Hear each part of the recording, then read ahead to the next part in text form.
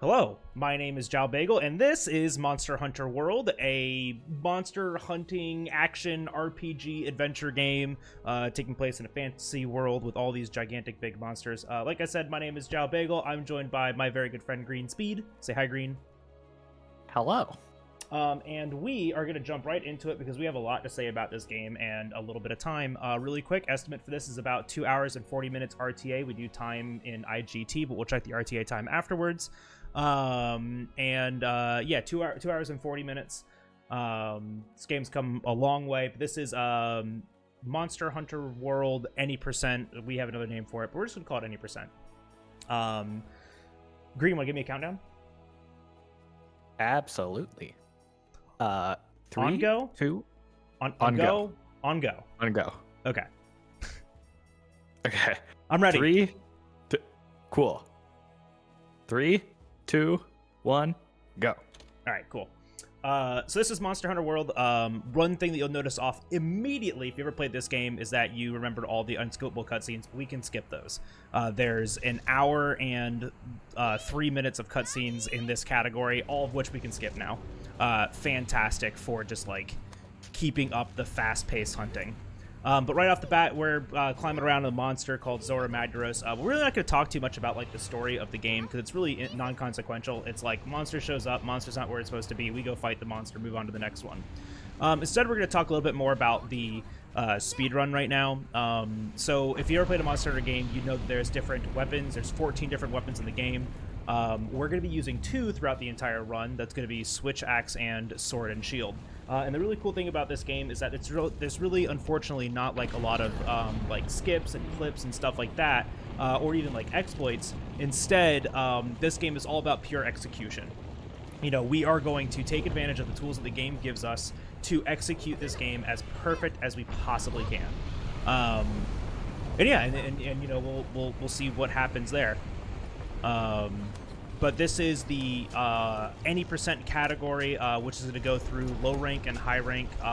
This is the first credits of the game. We also call it Xeno% or Land of Convergence. A lot of different names for it, but we're just going to call it any percent today.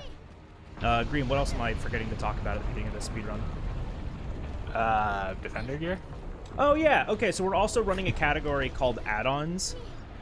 So after the game came out about 1.5 years later, they made DLC for it that introduced the master rank that's called Iceborne. We're actually playing on Iceborne patch. This is current patch of the game.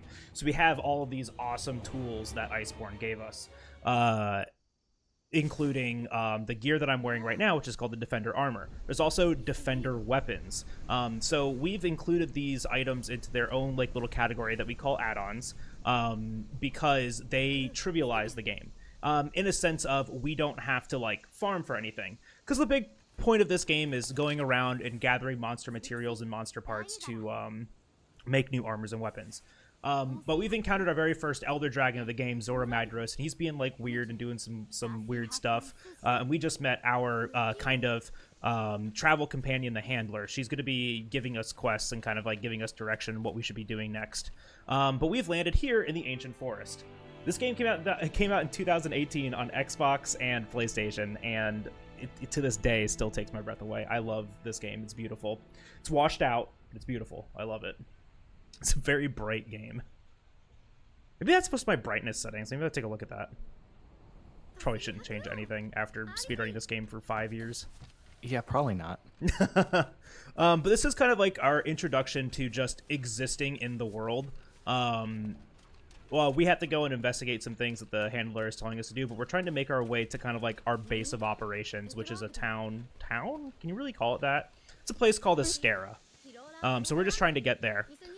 So we're going to push ourselves through these vines very, very slowly, taking all the time in the world to push that out of the way. Oh, skip that. All right, cool. And now we're going to hide in this bush. Very well hidden. Very much in that bush. It still works? What? Oh, yeah, it still works, man. So that introduces a new mechanic to Monster Hunter, which is stealth, which we will be using stealth a lot. Mostly to like manipulate monster AI. Hold on, I'm trying to change my settings here. It's like the only time we have to do this, and my brain's just not working. What? There we go. We're gonna use stealth to like break monster AI, and when those points come up, I'm gonna have Green talk about it a lot because he's really good at like this game. The next other like little mechanic that they've added to this game is monster tracks. So while we're exploring, we'll find like footprints and like scratch marks and stuff like that. We can actually go and investigate those tracks to gain research points, and it'll give us more information about the monsters in the locale. We're forced to do that at a certain point in the run, which it does take a little bit of time, but it's considerably faster now than it originally was. We'll talk about that more later. But for right now, we're just waiting for the handler to come and take a look at these feats, and we can move on our way. So something that we're going to talk about a lot when we start fighting monsters are scripts. Just like in a play, you have a definitive beginning and a definitive end.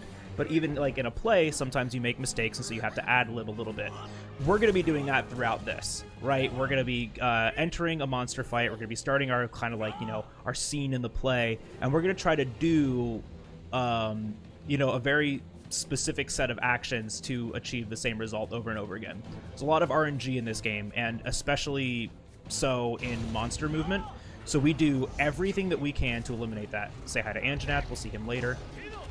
Oh gosh, that poor lizard. 507, good time there. Very nice. But now we're in Astera. So this game works kind of like a hub system, right? So you have a couple different base of operations that you can be in to initiate quests. And while we're in our hubs, we get to, like restock our equipment, make new equipment, buy new items, stuff like that. And we'll be doing that throughout the run. The routing of this game is like super convenient for when we need to do that. It's one of my favorite things about this speedrun because it all kind of just like fell into place, and then it only gave us even more like liberty to be creative with it when we needed to buy and like have access to certain items. But the person behind me with the little red marker above their head, that's Field Team Leader, or FTL. Also, we call him Matt Mercer because he's in the English. He's voiced by Matt Mercer. But we're not playing in English. We're playing in the Monster Hunter language. And that's just to speed up some text boxes later. There's certain scenes, which we're going to have one here in a second, where the text box is, you can't get rid of it until an audio line is completed. But Monster Hunter language, super quick. So we have our first like itty bitty like walking skip here. Like you can see I'm like walking really slowly, and that's because I'm really close to FTL. We're gonna try to get away from him and then run away from him, and we call that Mercer skip.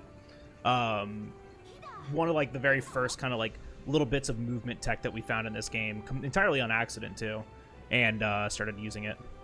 But we're gonna aim ourselves at these boxes in the corner here, and you'll see we'll start running for a second, make a quick turn, and hug this wall, and now we are outside of his like little walking radius, so we can run past this bridge. Very nice. Easiest trick in the game that was definitely never missed in a world record at the time run. Yeah, exactly. Yeah, you didn't miss the two easiest things. Yeah, definitely not. Definitely not. So these are like the little council sessions that we were talking about. So the Monster Hunter language makes these a little bit faster. You can see sometimes I can't clear text. And the way that we're doing that, I'm holding spacebar and mashing X and circle on my controller at the same time to clear them as fast as possible. It's just like anticipating inputs. I don't know. The keyboard and the controller can do inputs at the exact same time, so we can like double input, but holding spacebar works. I really don't understand it. This is our room. We'll never come back here again. We just have to equip a weapon really quick and leave, which it's already going to equip the weapon that we want, sword and shield, and then we're just going to leave. But we're coming up to our very first quest, which is Jagras of the Ancient Forest. Green, do you want to talk about that really quick? Yeah, so the quest by itself is very easy. We just have to kill some small monsters. The bigger thing that's going to happen in this quest is the game's going to make us wait once the quest ends for 60 seconds because they expect us to carve the monsters we just killed. We're not going to do that because Jagras materials are kind of useless. We're going to use that time to go around and gather the other materials we'll need for the future.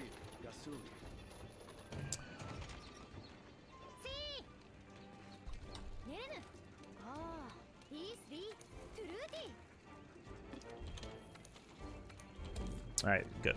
Yeah, just some quick menuing here.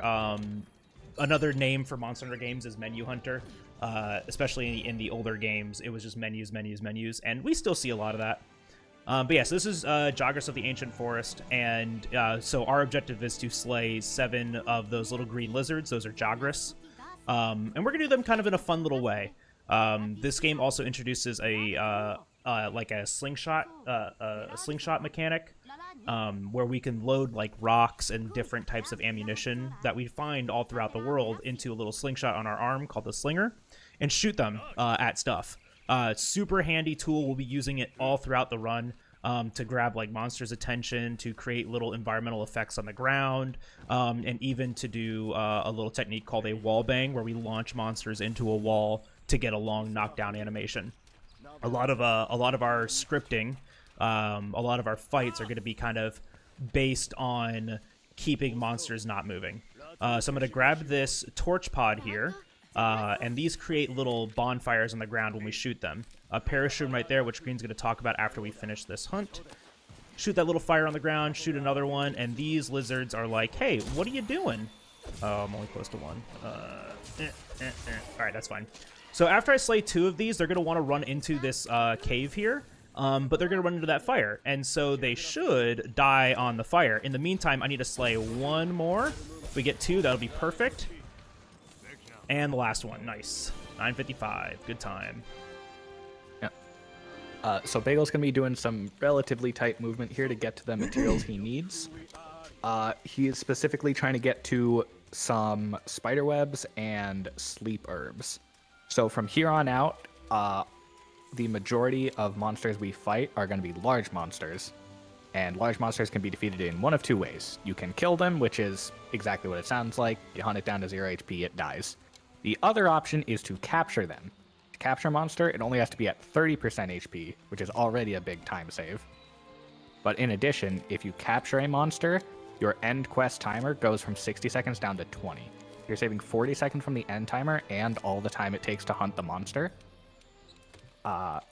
And to capture a monster, we just need trank bombs and a trap, which Bagel now has all of those materials to capture the next monster he's gonna fight.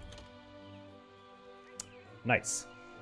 So yeah, all of that movement right there, we have to gather all those materials and set up at least half of that menu that I just did. That's the radio menu. It gives us quick access to crafting items while we're out in the field.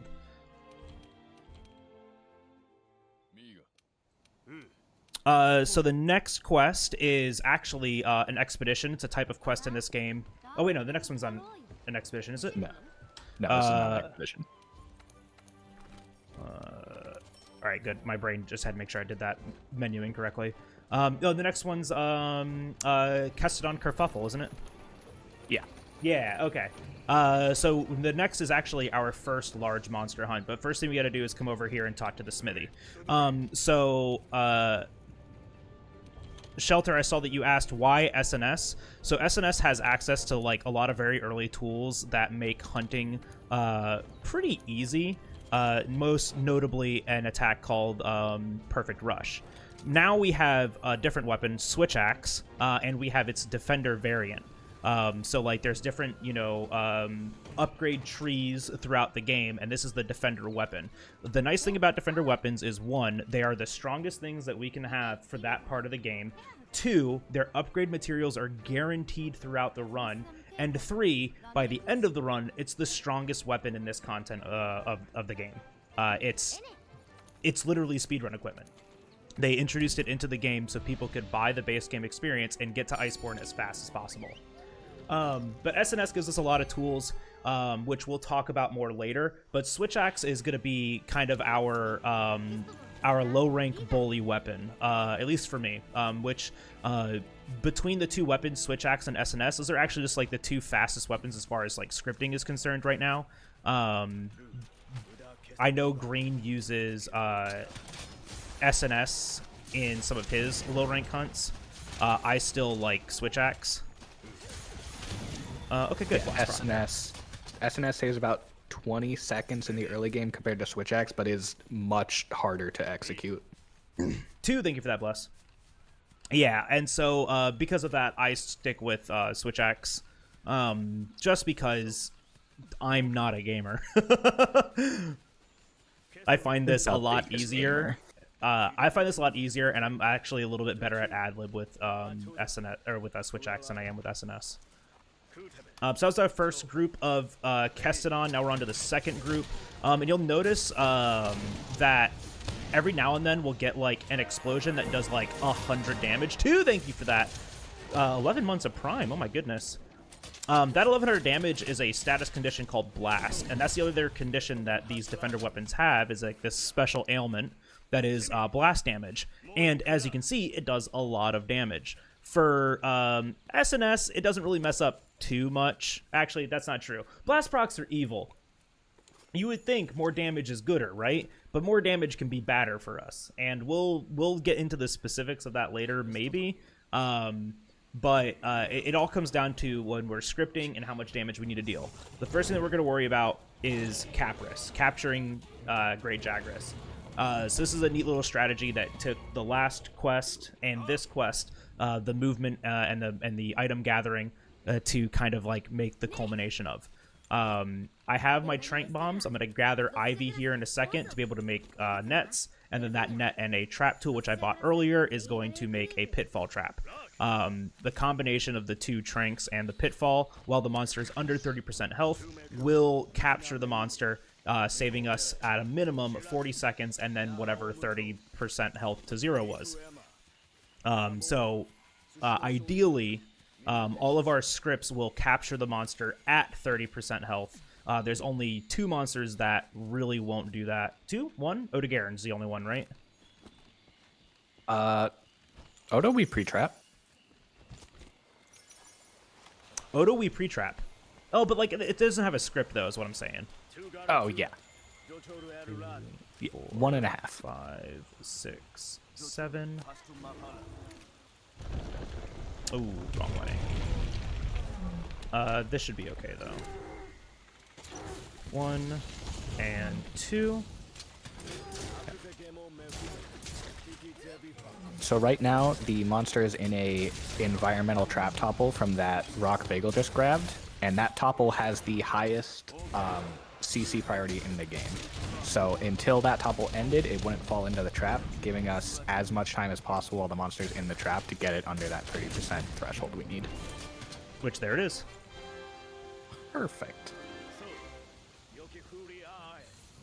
Oh, monster, you can cat cam at any time. Bow is more important than anything else that we're possibly could be doing. And now a very long run to get to this flash bug for the next fight. Yeah, that flash bug's super important. Because this next fight, without it, it's not impossible, it's just like a little bit more annoying. This is also just like a random chance that this flash pod just doesn't work. Looking out for a green bone. Hey, we got 1,000,000 of them. All right, cool. So on the first 2 hunts there, I was looking out for a green bone item in my inventory called an ancient bone. Now that we have that, and then pretty much guaranteed small monster bones for the rest of the quest, we actually can make a chest piece later in the run that will give us more attack power. We just don't need it right now because it doesn't speed up anything yet. So right here, really quick, just getting some more supplies. Now that we actually have some money before coming over here and talking to the research center people. But now we're going to go on an expedition. And expeditions are really neat. If you're familiar with Monster Hunter games, there used to be a thing called the Hunt-a-thon quest, which Hunt-a-thons were cool because you could just go into the quest and then that monster would keep spawning over and over again. So expeditions are kind of similar to that, but you go into locale and 3 random monsters will spawn and you can just kind of be there forever. You can cart as many times as you want. You can gather resources, go back to your camp, all sorts of stuff. And they're a lot of fun. And they're really nice. And we have a couple of like required ones that we're gonna have to do, and this is the first one. But our objective now is to go and discover a camp. Oh, cool! We get to show off Anjanath. We get to show off the coolest strategy in the game. Yes, my favorite strategy. Look down. Oh, it didn't work. Oh, dang. Okay, maybe something broke again. I'll refund it later, monster. Yeah, so we don't want to see that Anjanath because it loses us like 3 seconds or something. So I'm just going to stare directly at the ground here and walk around him. Oh, I think I spotted him. Nope, we're good. All right. Nope. Perfect. So we don't lose any time to that. Yeah, spawning that Anjanath it doesn't lose time immediately. Coming up, for whatever reason, it adds an extra voice line to the dialogue. Yeah, it doesn't really make any sense. Oh, I should have grabbed that, dang. Because I had extra Mandragora. It's okay. I won't need it. Alright, so here is our camp. Another quick cutscene. Yeah, and it would add another dialogue here, which loses a couple of seconds, but for some reason, as long as we just don't look at them, we're good. Yep. Alright, Kulu-ya-ku. Hardest fight in the game. No, this one's really easy. This flash pod is like our super secret tool against it. For some reason, when Kulu is flashed, he stands perfectly still. That's it. That's the strategy. And then we just kill him. Yep. And this will also be our first instance of a clagger. It's a special type of flinch the monster can do that Switch Axe is especially fond of. Right there. See how the monster is drooling? If you clutch onto the monster, it'll extend that stagger for a longer damage window. And clutching onto the monster happens to be Switch Axe's main form of damage. This is going to be how a lot of our early scripts are going to be playing out. Yeah, so that attack is called Zero Sum Discharge, or ZSD, and we'll say that a bunch. But that's it. And since this is an expedition, there's no end quest timer, so we can just immediately leave once we finish our goal, which is capturing that Kulu-ya-ku. Very fast, very quick, in and out. No 20-minute adventure. Yeah. All right, up next, Pukei-Pukei. To talk about the story a little bit here, it's mostly just like people going like, hey, we're investigating that big mountain that attacked you earlier. In the meantime, these are some things that like you can do for other people around here because those monsters are like being weird. The game has an amazing dialogue, which is to say it has nothing to say. But now we have another camp, so we can start from there. So we're going to start a little bit closer to the Pukei-Pukei.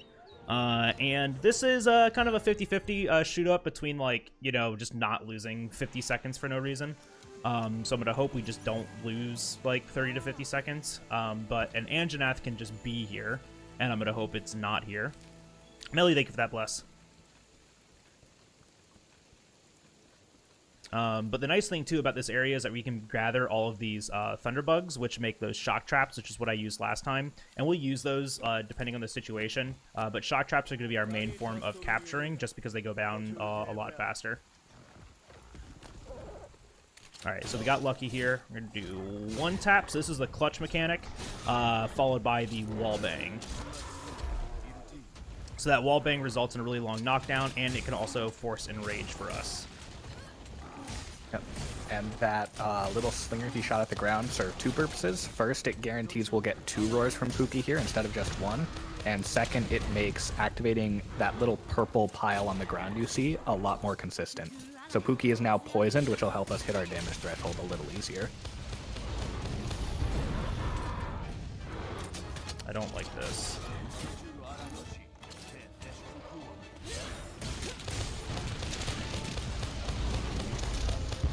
Okay, I like this.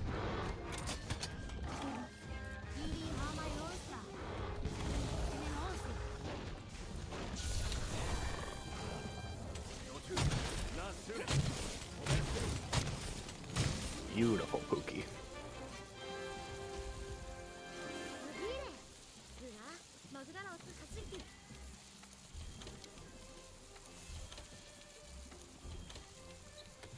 All right, cool. So just setting up that radial menu there with the last couple of items that I'll need throughout the run. But yeah, so that Pukei-Pukei's head animation, when he's looking left and right, he's about to fly. If I don't get the clagger during that, you know, we have to like put down a trap immediately. It's kind of scary. If he does fly, we just like wait for him to come back down. It loses a bunch of time. It's just not a good feeling. Usually I would end the ZSD early to try to get that animation first, because if I can get a you know, a ZSD off while he's flying, knockdown lasts a lot longer. It's just as fast as what we just saw there. But that was perfect. I mean, that was really good. The only thing that we had to deal with was a single attack, just kind of like waiting to place the trap down.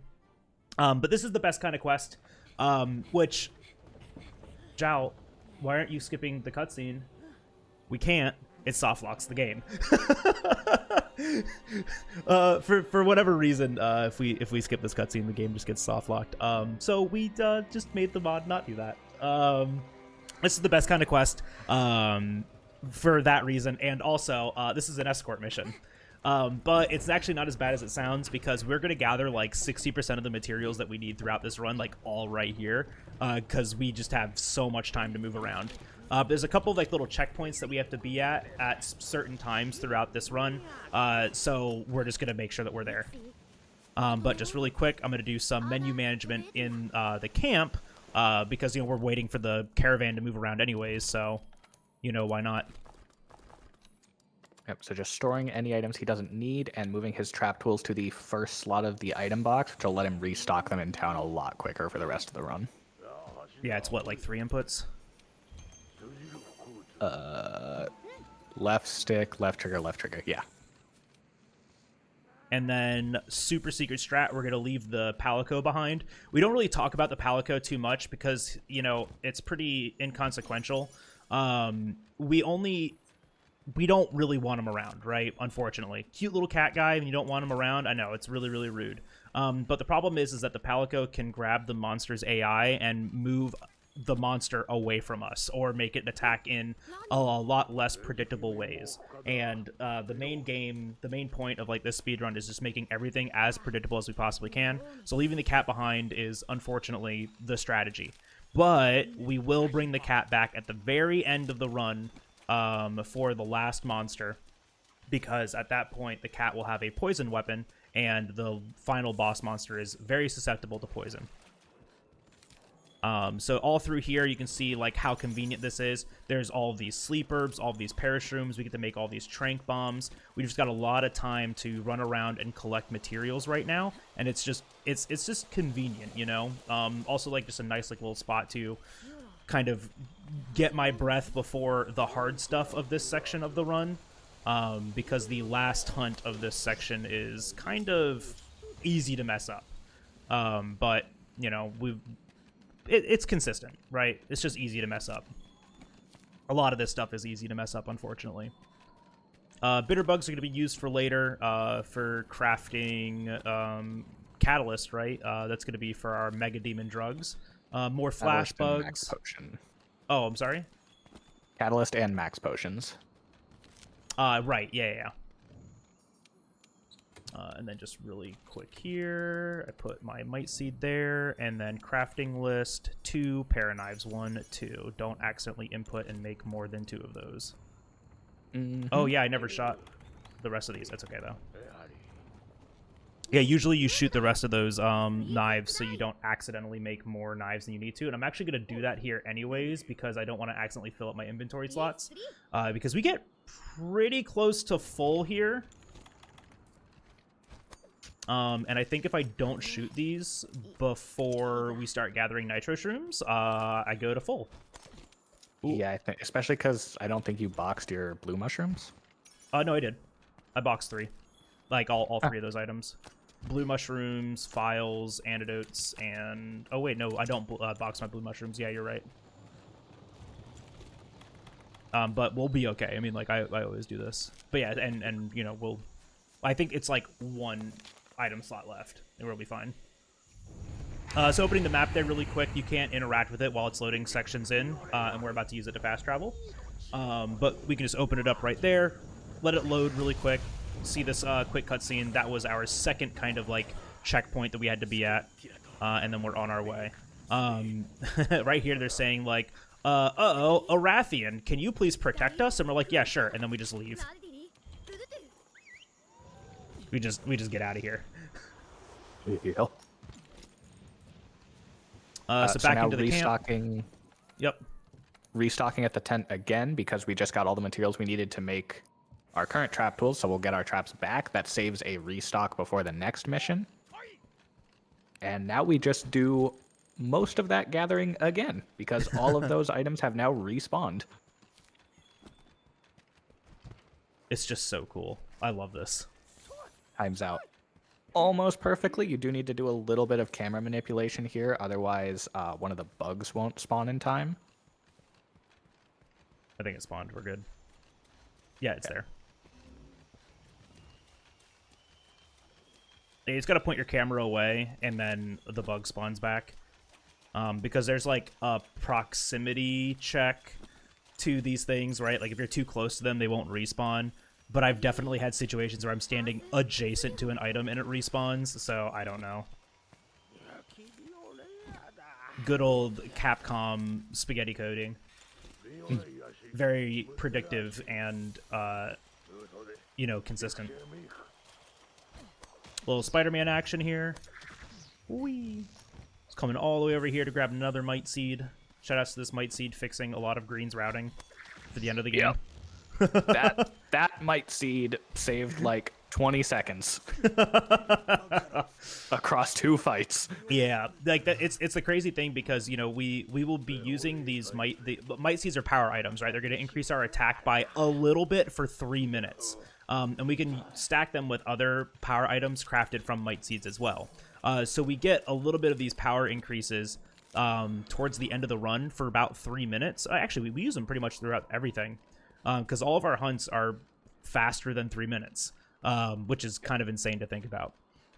But we're going to use those power items to perform our scripts.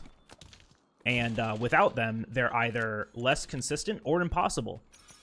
So making sure that we have like quick ways to pick up those power items where we aren't really losing time anyways. Did I not grab that? You did not, but it's faster to grab this one first anyway, so you'll be fine. But I have learned a new thing. I mean, not like faster matters here. It says like literally what I was about to say is that we're waiting for this caravan to get to where it's going anyways. Most of the fights are going to be triggered with a cutscene that we can run into. This cutscene actually doesn't trigger until the cart gets here. So we get to do a little fun thing where we put down a trap and a couple of bombs and set up our own like little surprise for the monster. And grab that Thunderbug. And now we wait. So I've already eaten the Might Seed, so I have 3 minutes of, what is it, like 3 raw or 5 raw? I don't even remember. 10 raw. 10 raw! Oh my gosh, it's OP! And, oop, he fall in.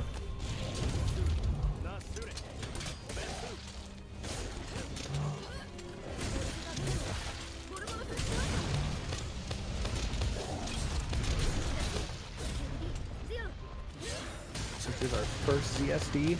Regardless of if the Barroth Clagger's here or not, we aren't going to grab it, and we're instead going to paralyze it with those knives.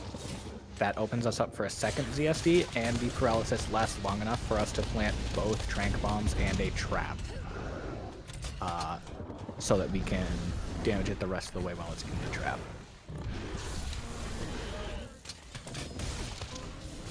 Wow, that was Beautiful.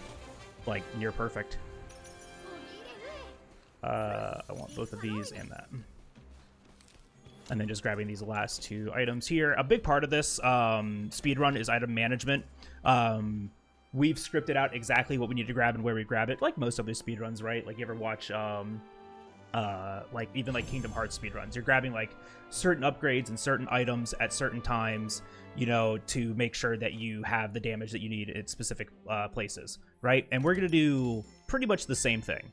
And if we miss those things, we do have some backups like later in the run, but they just either aren't as fast or are very much out of the way, or they are technically RNG, because our path to them is not always the same.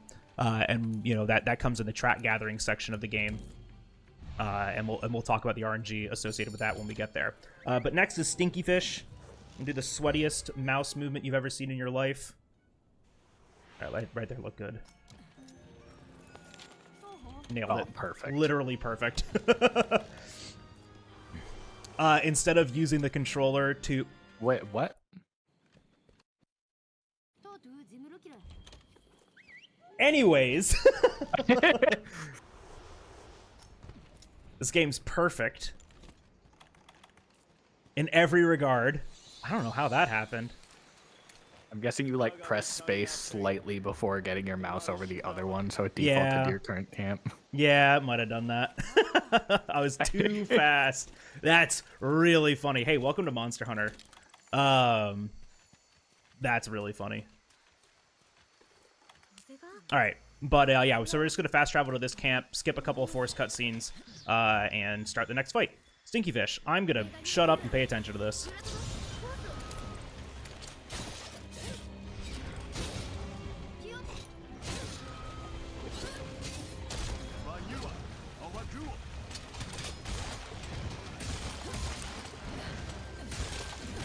Grounded ZSD.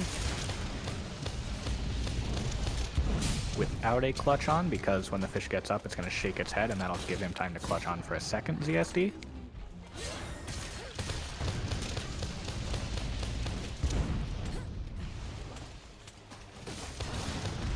Huh? That's unfortunate. Probably because I wasn't on the tail. Yeah. We ad-lib now.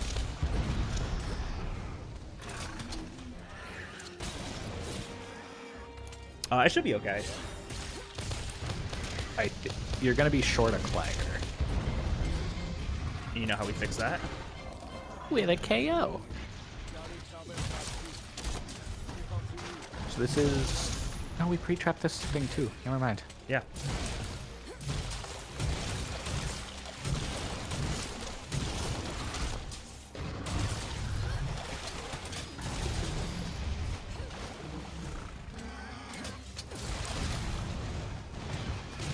I unfortunately have to do this a little slow.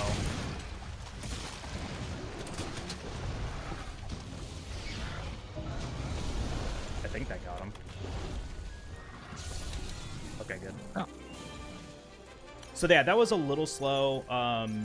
Unfortunately, after he jumped, my positioning wasn't at his tail. We're trying to get a blast proc on his tail or on his body to force a Clagger, but instead I got it kind of like on his head or neck, which caused a head topple. So this is just kind of like the RNG of it. I could have just like slowed down and repositioned really quick, but that's fine too. That probably only lost us like, what, 10-15 seconds, maybe? Not even. Yeah. Yeah, it looks like that lost us about 15 seconds on average. 210 is usually what I aim for there, right? 210, 215? I don't remember for Jura Yeah. anymore. Because Jura is pretty consistent now, other than like you just making a single mistake like that. But I mean, that's still really good. So now we're into probably two of my favorite fights. Tobi-Kadachi is a really cool script. It's also very, very difficult to do. So like if I at any point I think I messed it up, I need to abandon the script entirely because there is no backup. The backup is slaying it and losing like over a minute. So we're just not gonna do that. Yeah. I'm just gonna get it correctly, and I've been practicing it a lot, so we should get it no problem. Yep. And this fight is gonna be our first use of stealth in combat. Yeah.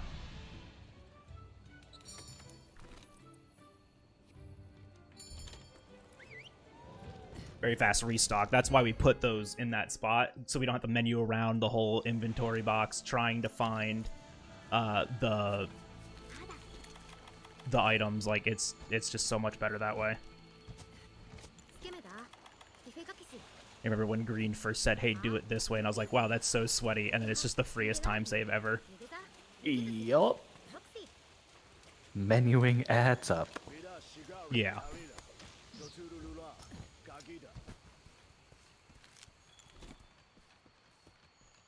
So Toby's cutscene is a little weird because we can get right to the edge of where it triggers and set up some bombs and a trap.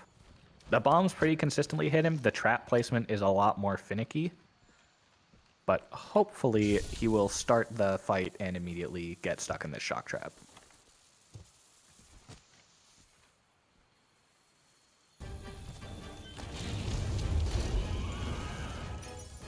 Not quite.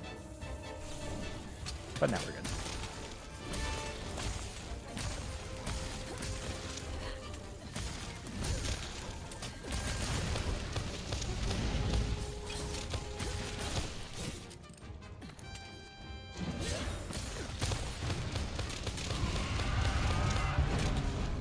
Nice Clagger, and now clutching to the head just because it's more consistent damage, even though the tail technically takes more damage from attacks.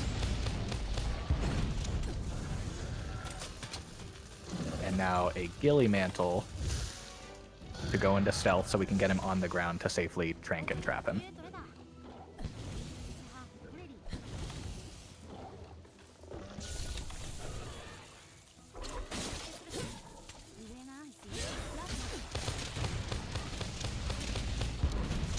Beautiful. So the thing to note about ZSD2 is that we're on a timer.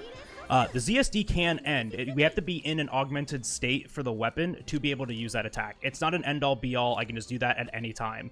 You'll see that like the weapon will eventually start to glow. That's the only time I can do it. And that only lasts like, I think it's 10 seconds or 15 seconds or something like that. It's not long. 45. Yeah, like I said, 45 seconds. And it's not a very long time, though. And wow, that was a 151. That was really good. Whoops, accidentally saved. Time loss, reset. But it's not very long. So if you unfortunately mess that up, you lose your ZSD timing, you lose your trap timing, you lose a bunch of time. Because now you have to slay.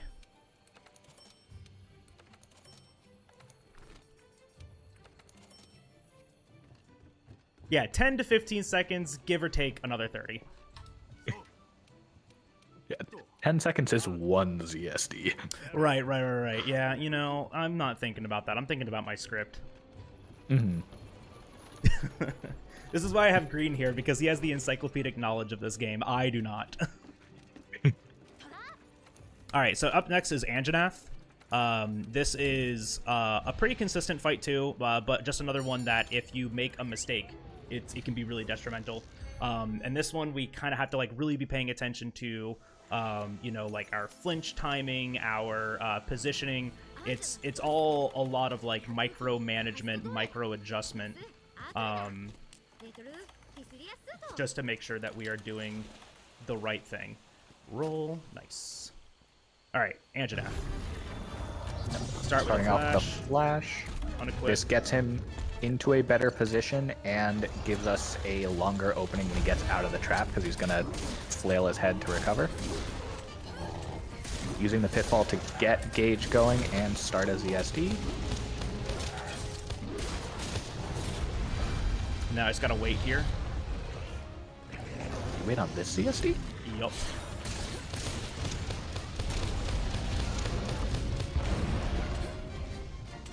And now we have a Clagger chain going.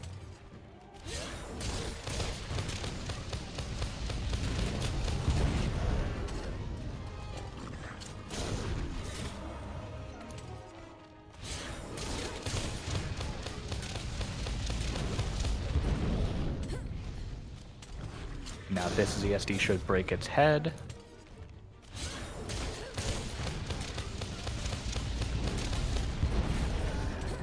And now this times out perfectly with our amp state ending, so we can go into stealth mode, lure him under that big rock we used earlier,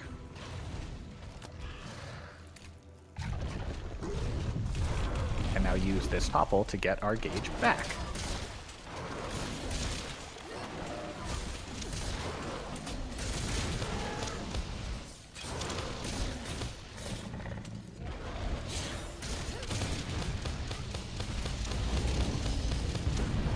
Red rock he just dropped means he's at 35% or lower.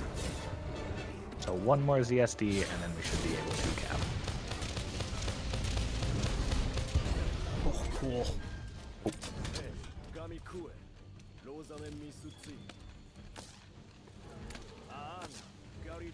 Okay. Okay, Monster Hunter.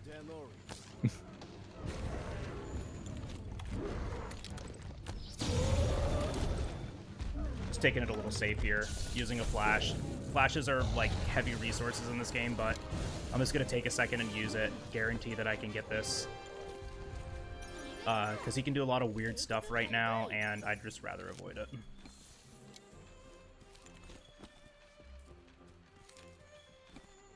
Unfortunate that he got away from me right there, because it does eat into our time, as you can see, but still very good Anjanath. the Anjanath's, a lot of Anjanath's like animations coming out of that clagger state can be like very like quick and snappy, and so we have to like change our timing. We got to make sure that we take all these materials here. I didn't see a pelt, did you? I guess we'll see it here in a second.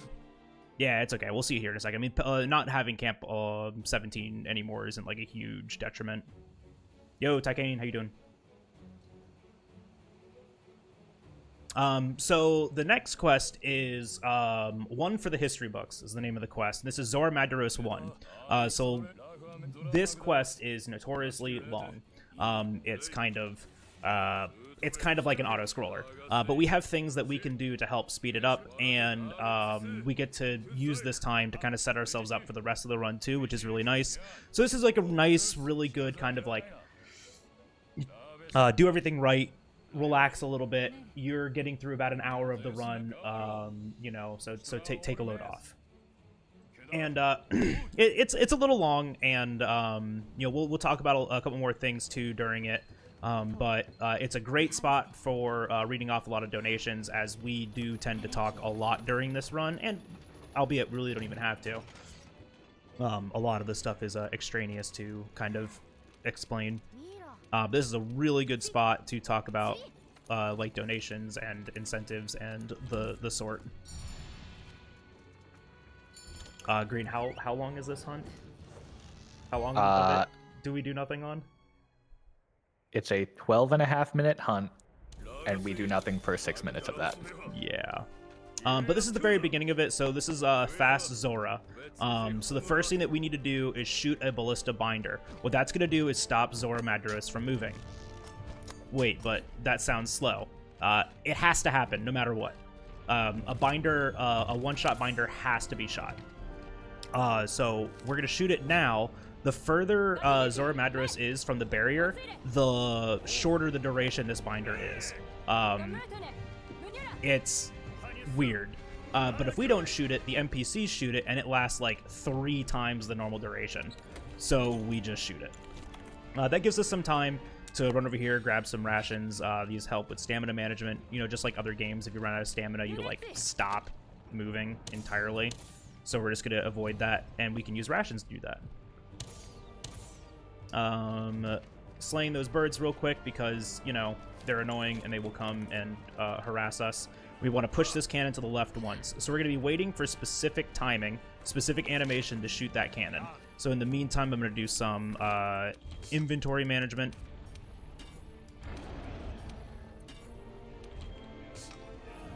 Just cleaning up some things that I'm not going to need.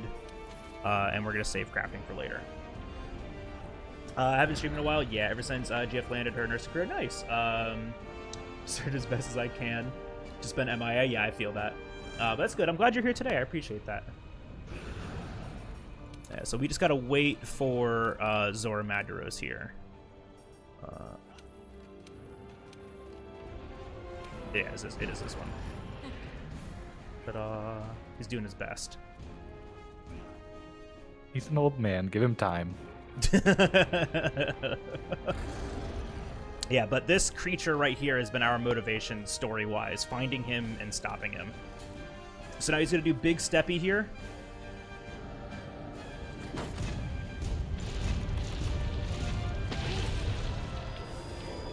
And we're flinching him out of an attack. So he's going to do 2 attacks throughout like his time in this phase. This is phase 1. So we're using the cannon to flinch him out of those attacks. I put the ghillie on because there are menaces approaching rapidly. Them. They're the worst. And you're going to see why in a bit. But I pushed this cannon to the left once, and now I'm just waiting for Zorah Magdaros to get up here. We have another visual cue where his head will stop moving, but his beard will keep moving. It's a little jarring to see, so it's like actually really easy to point out. But he's going to kind of like swoop in here on this step. And then you'll see his head stop, but his beard keep moving. Right there. So that just is a nice indicator that the animations have changed. So now we just need to get a chest break. Perfect. Run away from this bird, and we're going to do one more chest flinch. So it's delayed between animations. Hey, you stop that. Perfect. That little rock forward, making sure he doesn't flinch until after that, took us so long to figure out. Because there's a few frame window where you can flinch him before he rocks forward, and if you do that, you lose 25 seconds. And we could not figure out why we were losing that time for so long. Yeah, it was awesome.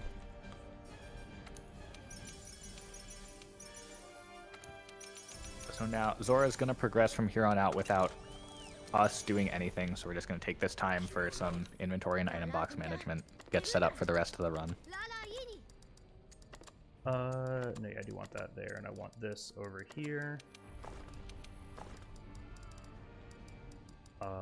Yep, that's good.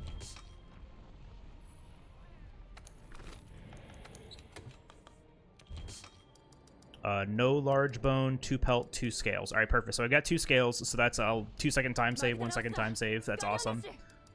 We needed 1 pelt, and then I still need 2 large bones. So over the next couple of hunts, I'm going to be looking out for large bone.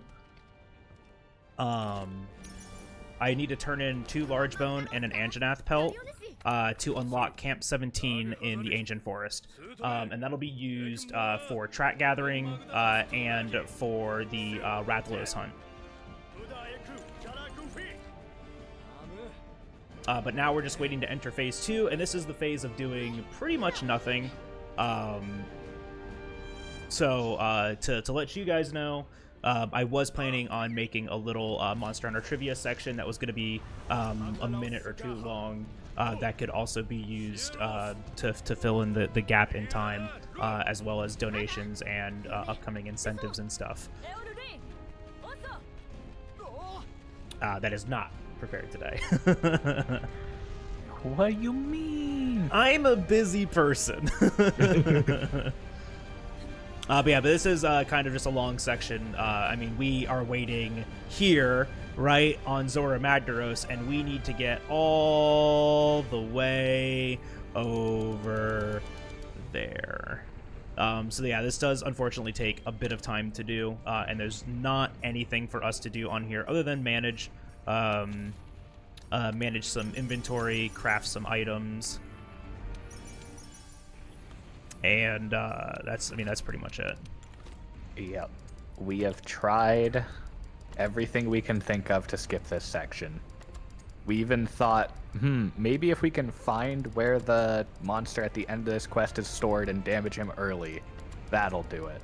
So I reached out to a modder and asked, hey, can you look at this? Is this possible? And he said, okay, so first off, the monster is 8,000 meters underground and behind 20 layers of projectile protection, so there's no possible way to hurt him. And even if there was, every step Zorah takes in this phase is a flag that has to be met for the quest to end. This game's awesome. Game's so good. Yeah, so unfortunately our dream of Zorah skip doesn't really exist. Unfortunate, but this is part of the speedrun, you know? A nice chill moment. I get to get up, go get a coffee, go pet the cat, go use the bathroom. And what's really nice too about this speedrun, which I guess we'll plug the speedrun a little bit right here, is that we're skipping the cutscenes as fast as we possibly can to meet RTA time for marathon prep, right? But the game is timed, at least on PC, on IGT, in-game time. And the timer is an auto splitter that will pause during load screens and cutscenes. So skipping the cutscenes is optional, and some of them are pretty long. Like, some are over a minute long, which is plenty of time to get up and like go grab a drink or go use the restroom really quick. Like, there's a 2.5-minute cutscene halfway through the speed run. It's awesome for bathroom breaks. So this speedrun, when that used to be its biggest detriment, was all of the cutscenes. It's now one of its like saving graces as far as like a nice healthy speedrun while also being, you know, a long one. But for the purposes of, you know, marathon prep, of course, we're going to skip those and try to get this done as fast as possible. We're about halfway to that barrier. Help! We're doing it. We're doing it. He's going fast. So yeah, this is the other thing too, is that while you're playing the game right here, perfect timing, Serious Handler. Thank you so much. Serious Handler is saying find the magma cores and destroy them. We're not doing that. One, we have already met the damage gate to finish this quest. We've met all of the conditions to finish this quest. Two, if we do find the magma cores and we break them, if we destroy them like she says, he flinches and stops moving, and it wastes time. Cleodamin 13, thank you so much for that follow. Welcome on in. We just don't want that to happen. But that'll actually be more relevant on the second Zorah Magdaros fight. Yes, we do this a second time. It's not nearly as boring. There's so much more to do then. There's like actually 0 time to breathe during that. But this is like our biggest point of downtime. But we don't want to break those cores. That slows him down. That stops his movement. But on the Zorah 2 fight, we will be damaging the cores, just not breaking them, and we'll be dropping environmental traps like stalactites and stalagmites, just big rocks on Zorah, to interrupt certain animations too. And some of it's scripted, some of it isn't. It's a very neat quest, and how we do it quickly is also just like really cool in my opinion. 5301. We're about right here. This is gonna be a good time.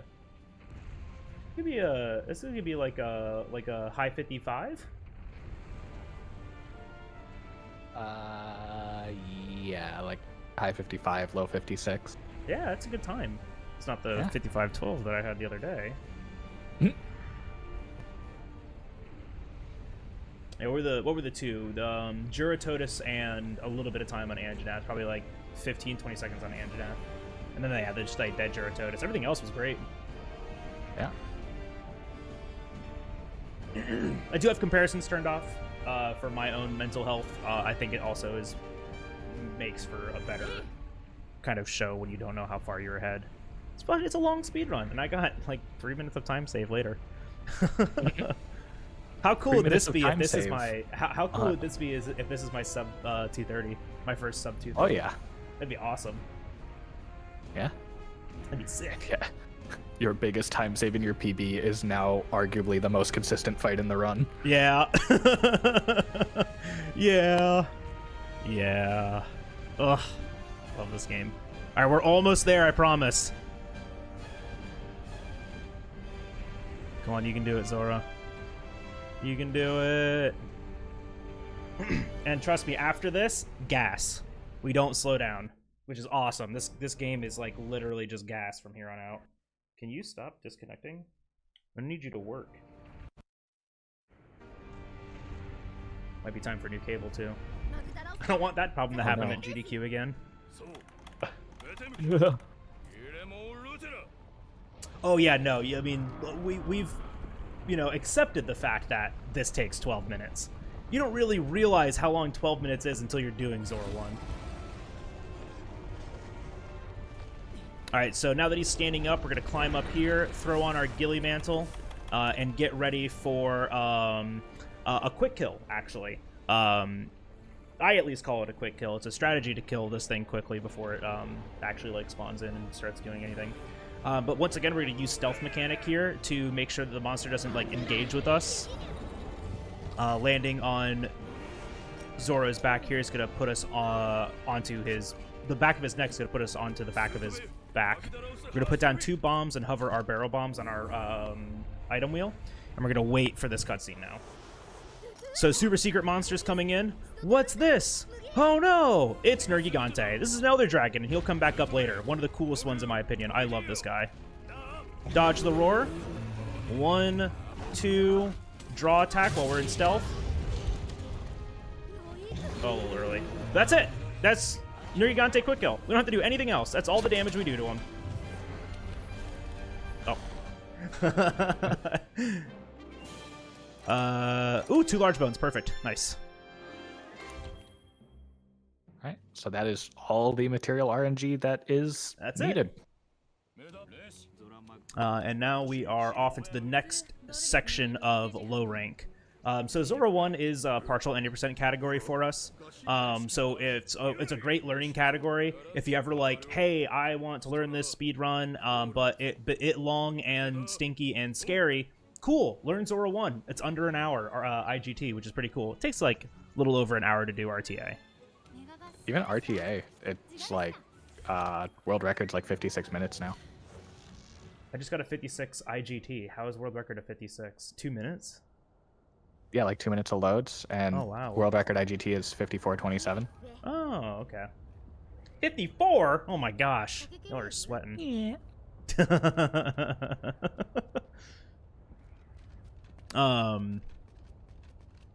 Yeah, world record for this now is a 227 or 226? 227. 227, yeah. IGT. So Yes. for a comparison at the end of it, if you want to be like, how well did we do? RTA, unfortunately, like, even between GreenSpeed and myself, there is a minute difference in load times, which is why we just use IGT. You know, we have identical PC builds, just not the same settings, because I like the game to not look like Play-Doh. Yo, Zethros. Yeah, I play on max settings now. You play on max? Yeah. Oh, man, Because I have a yours is good still PC faster than now. me. Yeah, you do. Yeah, I think you have a better CPU than me now. You got the big boy one. Yeah. This is the Great Ravine. It's one of my favorite areas, and we only see it once. Mm-hmm. Goodbye, Great Ravine. And we are now to the better hub. Welcome to not Astera. This is the research base. Green, why do we like the research base? It has everything Astera has, but in a 10 square foot area. Everything is faster here. Everything is faster. If we're in Astera and the game's like, hey, go talk to the handler, we fast travel here. If we're in Astera and we're like, man, it would be really nice if we could, like, craft a new weapon right now, we just go there. There is no reason to do anything in Astera anymore. Yes, this is a Monster Hunter World any percent speedrun. Brand new file all the way to the final monster of high rank. Oh, now you got to make me say that. The Diodode? Thank you for that follow. I did not need to grab that. Red Pit. So we're on another expedition here.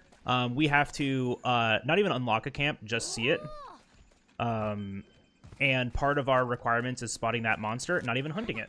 So we're just going to take a look at that Kulu-ya-ku, grab a couple of thunderbugs here, and be on our merry way. This area is actually awesome because there's a bunch of thunderbugs and flashbugs all through this area. And, I mean, we're at the point in the game where we need those resources, right? We need thunderbugs, so we're going to grab them. Yeah, this is with Iceborne installed. We play on current patch. Non-Iceborne speedruns require you to not own Iceborne, and so it's just like not an option really. And what's really cool about all this too is like we're managing our stamina in a very specific way so we can save resources. Like I won't dodge roll here to initiate this slide faster because it preserves stamina, and then instead I'll just do it right here while we're stuck standing still anyways and regenerating stamina. So there's, you know, similar kind of like movement techniques and considerations that we make while we're moving through, trying to get all of this done as fast as possible. But now we're going to switch our weapons. So we're in the second half of low rank, and this is a time where we like to switch over to Sword and Shield. And we'll really learn why Sword and Shield is just a powerhouse, but you'll also kind of see why it's a lot more riskier, right? It's a high risk, high reward kind of weapon. It's very easy to mess up with it, but when you are good with it, when you're competent with it, when you can be consistent, it is a powerhouse. So we're going to come right over here to the smithy. Thank you, Iceborne, for adding this here. We're going to forge equipment, weapons, sword and shield, and we're going to make that and equip it. Armor. Now we're going to make our bone chest piece. It's a level of attack boost. Equip that. And we're going to upgrade our sword and shield. The Anjanath that we just fought, that is an upgrade material. We're guaranteed to get one Anjanath scale off of that for the upgrade for a defender weapon, but we got two, so that means we don't have to downgrade this weapon later to upgrade the switch axe again. It's just a nice little RNG. Using a demon powder when we jump off there. Demon powder acts a lot like a might seed. It gives us a attack boost for 3 minutes. But you notice that I used it all the way back here, and we're still running to the fight. Yeah. That's how fast this next fight is. Gathering more Thunderbugs on our way. Oh yeah, go ahead, Green. It gives the same amount of attack as a Might Seed, but the key is that you can stack them. You can't stack a Might Seed with a Might Seed, but if you stack Might Seed with a Demon Powder, you're now at plus 20 attack instead of just plus 10, which makes all the difference for this fight. Yeah.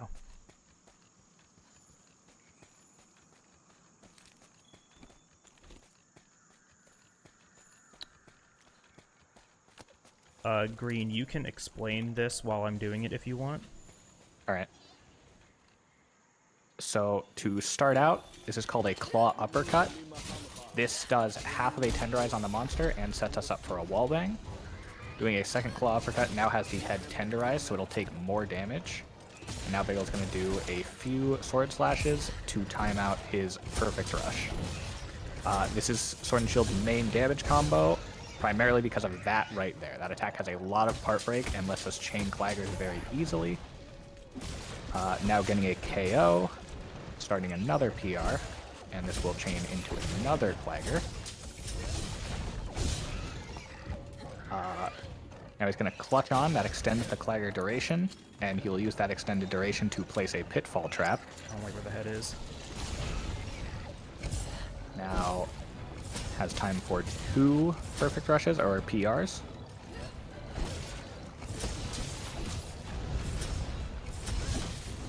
A little early, so no Clagger there.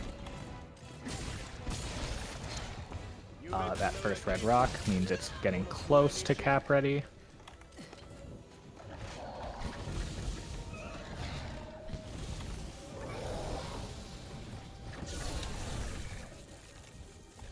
And now one more PR in the trap to get it perfect. Yeah, so missing that last Clagger on that PR, I was just a little too early, but that Clagger tells us how much damage that we've dealt and where I'm at in the script to make sure that I can confidently do that pre-trank and that trap. If the tranks run out, that is materials that we have lost, and we do not have backups right now. Yo, Carrie, we are absolutely gaming right now, and it feels great. 225 is good. An extra flash bug is great.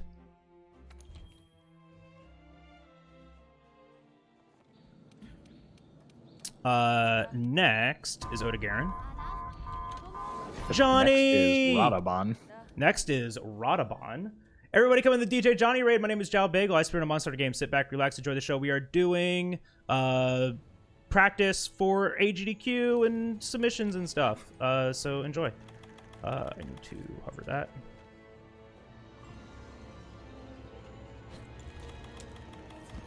All right, this one's kind of annoying. How goes practice? Good. Green, I'll let you explain this again so I can focus on it. Yep. So right away, equipping a flash pod to start the fight. If you flash Radobaan, he's always going to flinch back the same distance and be kind of stuck in this idle animation for a sec, which lets us set up this claw uppercut into a wallbang. Now to get the second half of that tenderize on the head, Bagel's going to clutch on and do an attack. That tenderizes the head and drops this Thorn Pod, which we'll use a little later in the fight to get a KO, and now he can start a PR. Gets us the Clagger. Radobaan is going to roar after this, which gives us time to do a timed PR instead of having to rush it for lower damage.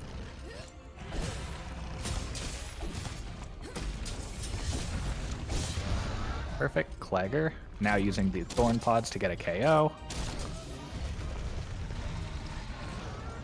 And then a Falling Shield Bash into a PR. Partially for damage, also partially for timing, so that the PR finisher happens once the monster is up and can be staggered again. And this stagger now gives time to clutch on, throw down both Trank Bombs, and place the Shock Trap. Beautiful. And, oh my god. Literally, I got like 4 blast procs. Yeah. Alright, so you might notice something. I'm completely out of Tranks. This is the part where I keep talking about the convenience of this like routing and the convenience of this speedrun. I need Parashrooms to have more Tranks. And let's just count these. 2, 4, 6, 8, This is so many here. 10 and 12. And then the last objective of this expedition is to spot this monster, a Great Gyros. And now that we've done that, we can leave. And what if I told you there's another Perish Room pickup in that area that we just don't even need? Don't grab it. All right, don't need any of that. All right, Legiana, the hardest fight in the entire game, like hands down. It's not even the last monster, it's not even the boss monsters. It's just the hardest script to execute in the entire game. Yo, Ratha. There's a lot that can happen here, and I probably think like this is the hardest one just because we're on a slope. So I'm going to be kind of quiet and focus on doing all this. So Green, if you want to like talk about all the stuff that we're doing during this and like why everything we're doing is important, I'm going to let you do that. Yep, will do. Quick restock before we go in. And right away when we get into this quest, we are on a cycle. This is one of the few fights that doesn't have a cutscene that starts it. The monster is already on the map and moving to the location we're going to fight it in. So because we're on a cycle, we actually have time to eat at the canteen to get an extra attack boost and grab some items out of the item box. So some flash pods the game gives us so we don't have to waste our own, and some poison knives. Bagel's actually going to shoot all but one of the knives out now. Reason being, it only takes one knife to poison this monster. And if he only has the one knife equipped, it'll let him shoot that one poison knife and instantly switch to this red pit he's holding for a wallbang. Once again, since we are in a cycle, we can take some time to gather things because we can still make it to the monster in time.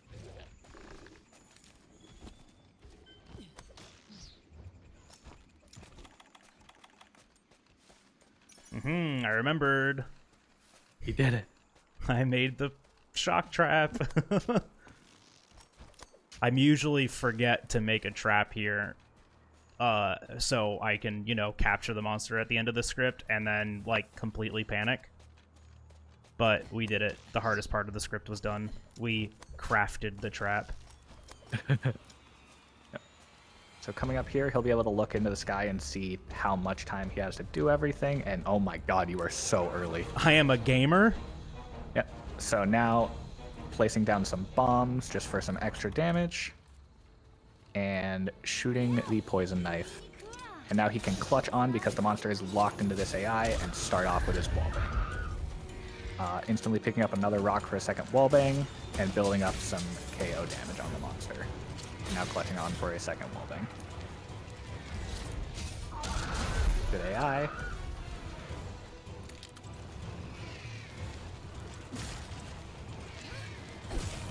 And now intentionally getting this PR in.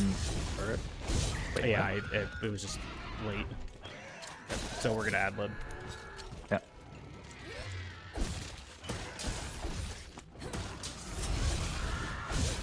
Got a very good sky, AI idiot. Alright, we're just gonna do this. Now we're back on it.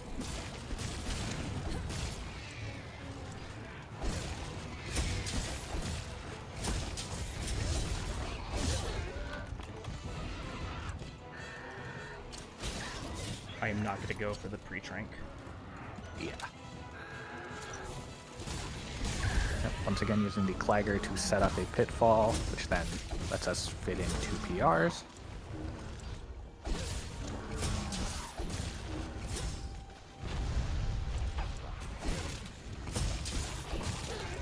Oh, beautiful. Yeah, I just realized what I did. Okay, I'll just get lucky. Oh. I did not need to shoot that flash there at all.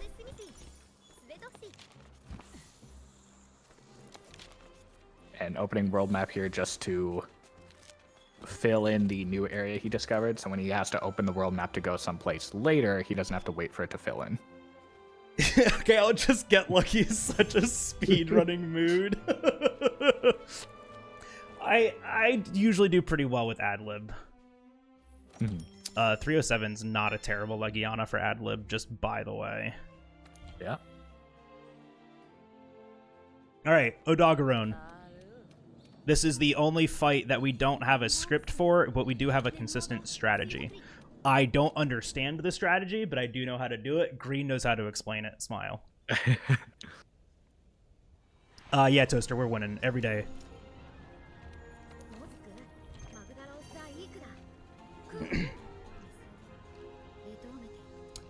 So we are going to go a little out of our way, and we're not going to go directly to the hunt. We're going to go a little bit of a roundabout way to gather some more materials. The nice thing is that the Rotten Vale has many might seeds in it, and flashes, and so we're going to be gathering all of those just to make the rest of this run like a lot more consistent and a lot more you know, scriptable. Like, we need might seeds for scripting, and flash bugs are just kind of like a safety thing at this point. Yeah. And funny enough, that route he just took does actually skip some dialogue, so it only loses around 6 or 7 seconds, which is absolutely worth it for the materials we get. I love that, using the ledges to use these items and equip them, because you slow down a little bit when you use items or equip like the Ghillie Mantle. So we just use that ledge to like not slow down entirely. Yep. So right here, Bagels can use Stealth AI and shoot a rock at the ground to lock Odogaron into Searching AI, which lets him set up this wallbang. And 3 hits with the claw there. First off, turn him into the wall where we need, and second gets a half tenderize off.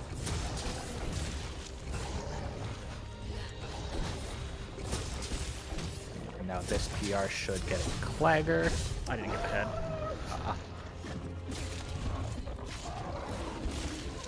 Oh, I didn't dodge. There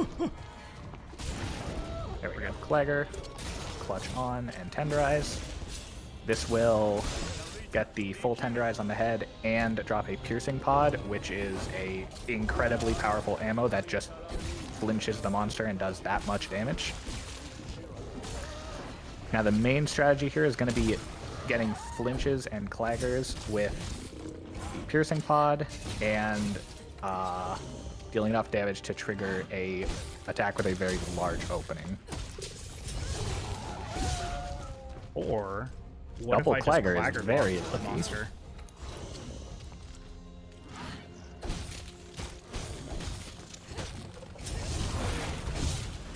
Hello?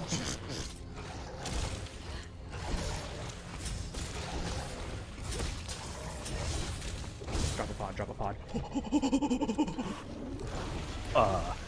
We're gaming! We're gaming! We're gaming! What? Let's go! Alright, well, Green's gonna be all over that. I don't even know what happened I there. have no idea what happened. Okay, so the animation attack that Green was talking about is it's linked to the forelegs. It's a topple animation that is specifically on like the legs. I think I just got really lucky there and didn't do that damage to the legs when he was damageable there, or like when he would be able to react. 244 any good? 44 is about average because you had the Perfect. slow start. Yeah. But yeah, that was, Yeah. It's just not consistent, like, at all. Yeah. Yeah, so, like, Odogaron is one of those that we have a strategy on, but we don't have a script on because a lot of his mechanics are, like, very complex. And so we just can't really, like, predict them. A lot like a Elder Dragon later. All right. Show of hands, how many of you didn't know this existed? Because this is a mechanic that is rarely used. But we're going to use this wing drake to get up to the top of the tree to kind of do the requirements of this expedition. We're looking for the first Wyverian. The first Wyverian is going to tell us more secrets of Zorah Magdaros and an event called the Elder Crossing. But he's like, you need to prove yourself first. And we're like, okay. And so he's going to tell us to go and hunt 2 apexes of the world, Rathalos and Diablos. And we can do them in either order. We're going to do Diablos first and then Rathalos, just because the movement works out a little bit better that way, because we're also going to be unlocking a camp here soon. It's a camp that's in the trees, like right in the area that I'm in right now, and that's Camp 17.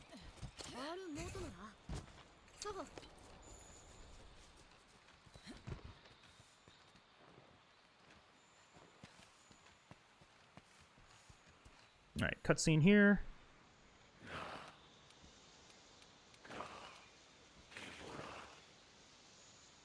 And away we go. So we just got to get to the camp first, unlock it. That unlocks. Oh, excuse me. That unlocks the research request, and then we can leave. Thank you for the good luck, Kiva man.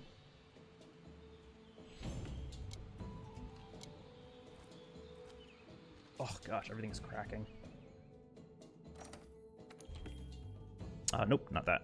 Alright, so next is Diablos, and I love this fight.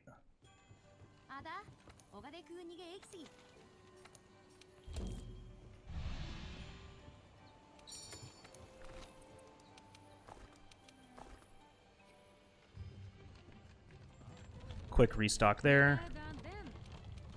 And then now we're going to unlock Camp 17. Thank you, Frost. Have a good night. I appreciate you hanging out. All right, we're good to go.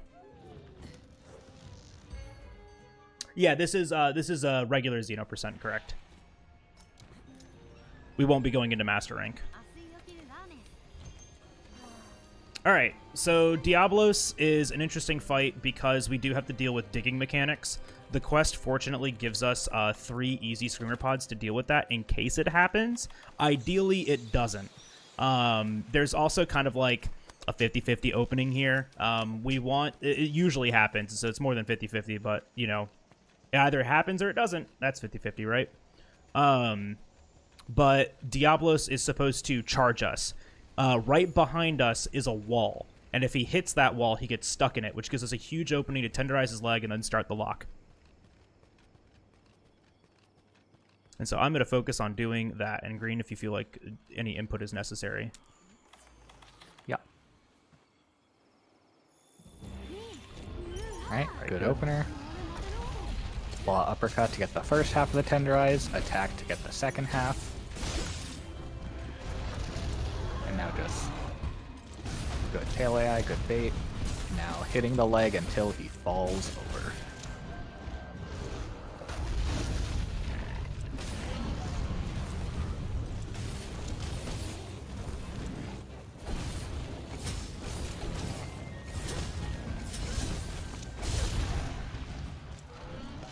So this lock does have a little bit of RNG to it. Depending on how Diablos moves when your PR finisher goes off, the finisher can hit either his leg or his chest. Or it can just hit nothing, apparently. Oh, that was the chest. Yeah, but the fact that it just didn't get another clagger or something is just annoying. Yeah. Yeah, sick.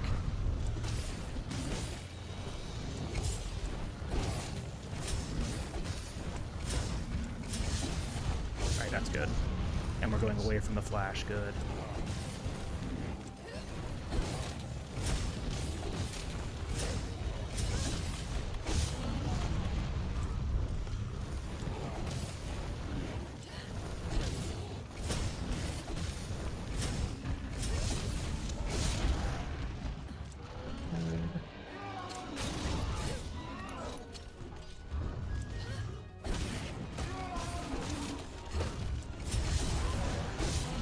Alright, good. We're going back into the... Wait, what? Oh, this is fast. I like this.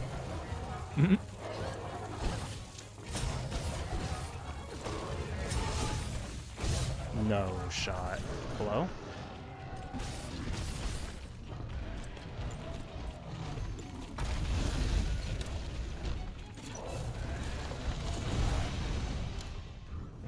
Alright, well, I'm a little confused.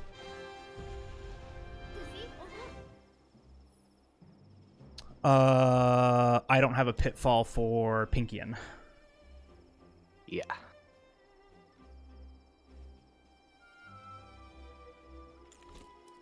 How did that not cap? You barely hit the threshold for first pod, I guess. Dang. That's unfortunate. All right. We're going to do a half script on Pinkian then. And then we're going to do a lot of ad-lib, and we're going to hope we don't lose a bunch of time to that.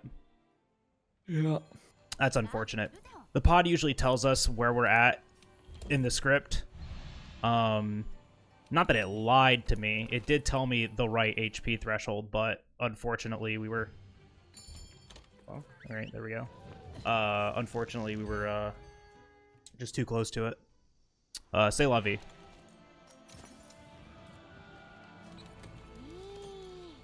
Alright, I'll let you talk about this one too, and I'm going to focus on doing it. Yeah. So Rathalos starts in his nest, which happens to have a big old waterfall in it. So we're going to start the fight by activating that waterfall. It's going to do 5% of Rathalos' health and cause a very long knockdown that we're going to use for a lot of damage. So we just need 2 small bombs here at the dam to break it, and then we're going to start running off the ledge because we can actually get down to the ground more quickly if we don't let the waterfall take us. And an attack midair to stop the long stagger. And now 5 PRs on the Rathalos.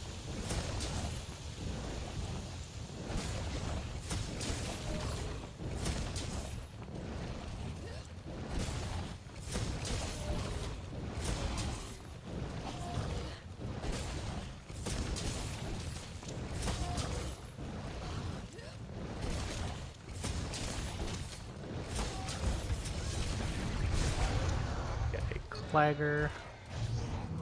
Grab the Clagger and do a PR onto the head.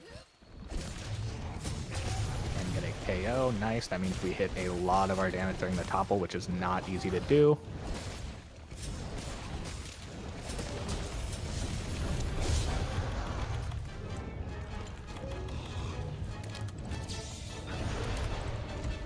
And now we have to deal with Flash AI for a bit. Very nice positioning to dodge that stomp. And now Bagel's just trying to knock him over by hitting the leg.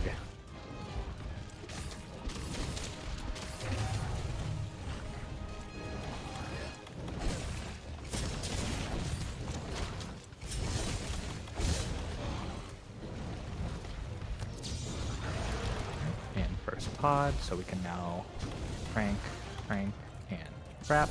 Start up forward. Cool. Cap. Or we just cap it.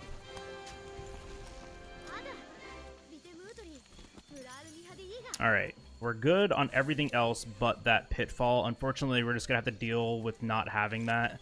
But that's good. That was good. Other than the weird not capping Diablos when we should have capped it, that was good. Yeah. I'm just trying to make sure that it doesn't mess. It shouldn't mess with my trap tools at all. Because yeah, we restocked before Anjanath anyways. So yeah, we're fine. Yeah. You won't have a spare shock trap for Anjanath.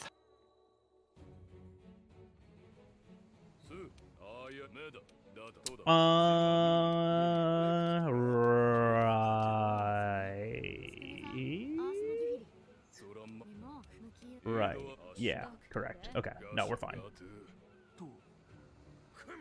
Yeah, I won't gamer mode it. I'll wait for a limp. Yeah.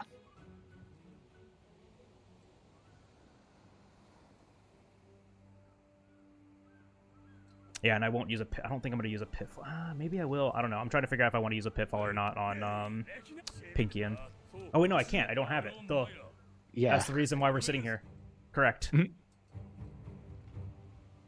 All right. Remember when I said we're going to fight Zorah again? We're doing that again. And this fight is a lot more involved. So this is like a, stronger version TM. We're going to do some shopping really quick and buy an item called the Power Charm. That's just an item that we get to keep in our inventory that says we deal more damage now. Passive, just like all the time. It can be upgraded, but we never will. We'll just have that, and now we deal a bit more damage.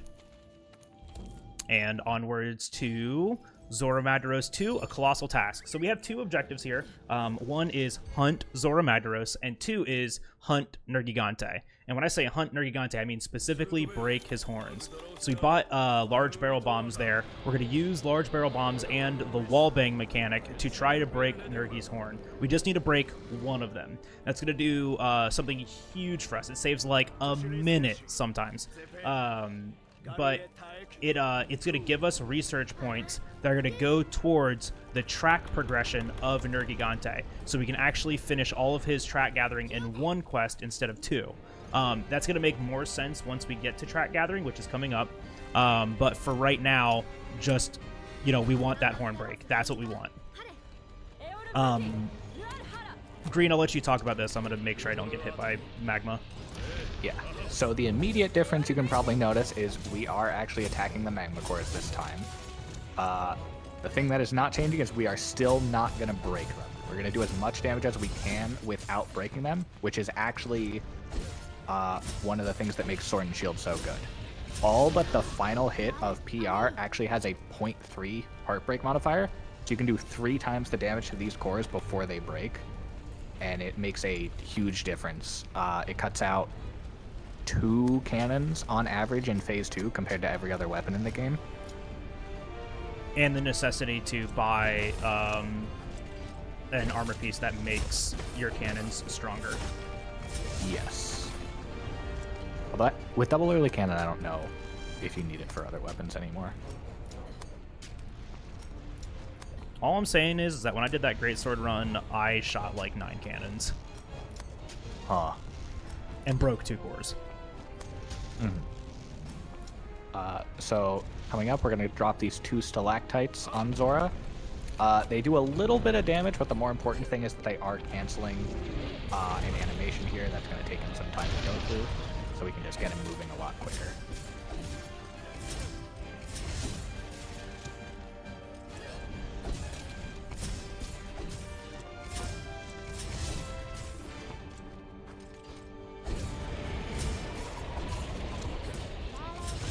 What? What was that shake? Why did you do a tremor there? You dropped the stalactites too early, I guess. Don't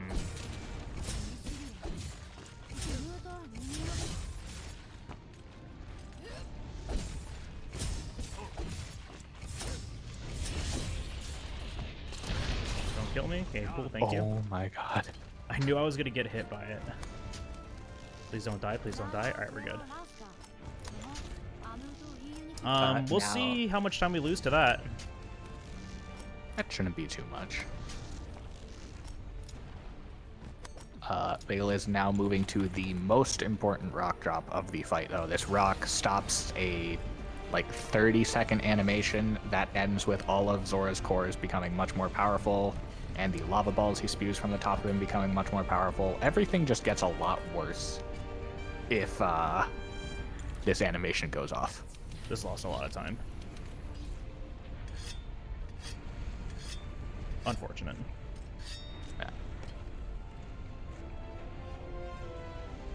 Yeah, I guess I just shot that a little too eagerly.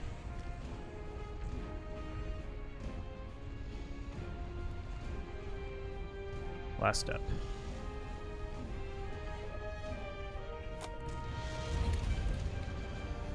As long as we get the voice line before Zorah flinches, we are good. Perfect. And now we just get some more damage on this little rock before we move on to wait for Nergigante. Can't believe I shot that too early. I don't think I've ever done that. Yeah, I don't know. Yeah, I usually wait till after the voice line. I don't know why I was just so trigger happy there.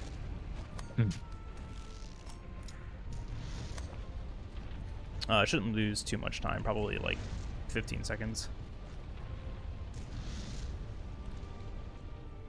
I mean, that's not even that's new. That was just that's a mistake.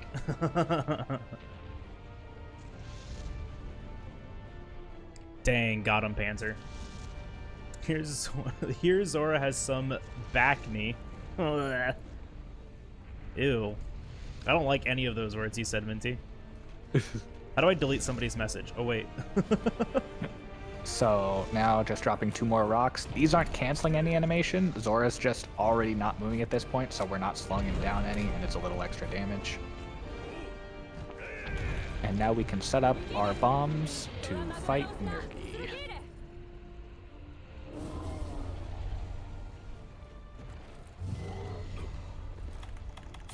So there's a rock on the ground there that I'm using as like a guide where I want to put my bombs down at, and I'm hovering these flash pods in case they miss.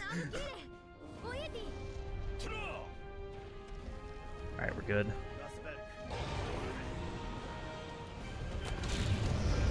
Okay, use the flinch to set up a wall bang.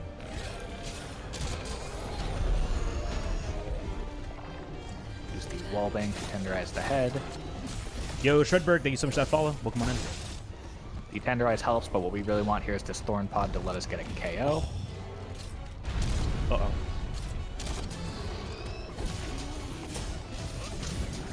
Alright, there we go. And there's the horn break. Double? Oh, dang. Not a gamer. That's it. And now we don't have to do any damage to him. We just got to wait. Uh-oh. Immediately punished. Oh. Deja vu. It's like, it's so funny when he drifts. All right, cool. That's actually like the hardest part of Zorah 2 is getting that. It's really easy to mess up the Nergigante horn break, like that opener. Place the bombs in the wrong spot. Don't actually hit them with your stones. Miss like the claw uppercut to get the thorn. There's like a lot of ways to mess that up. Ooh. This is Rock Friend. Everyone say hi to Rock Friend. Hi, Rock Friend is our best friend in the world because for some reason, while Zorah Magdaros is standing up, Rock Friend doesn't break. Shoutouts to GJG98 for finding this. He is a Hat in Time speedrunner, or at least was, and he found this. So, yeah, shoutouts to Gig. So we did get the bad RNG, unfortunately. Zorah stayed standing for a long time. We are on theory number 7 of why this happens. Yeah, and they're always wrong. Yeah. Hey, this one hasn't been proven wrong yet. Current theory is that if Nergi doesn't take damage from the lava spots on the ground, Zorah will stay standing longer, because he turns around to try to attack Nergi.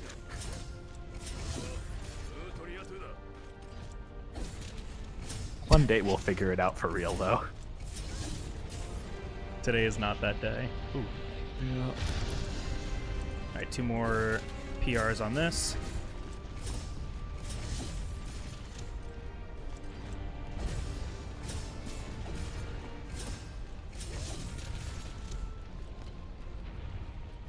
We are done with that. Now we have 1 more magma core to damage before we move into phase 2.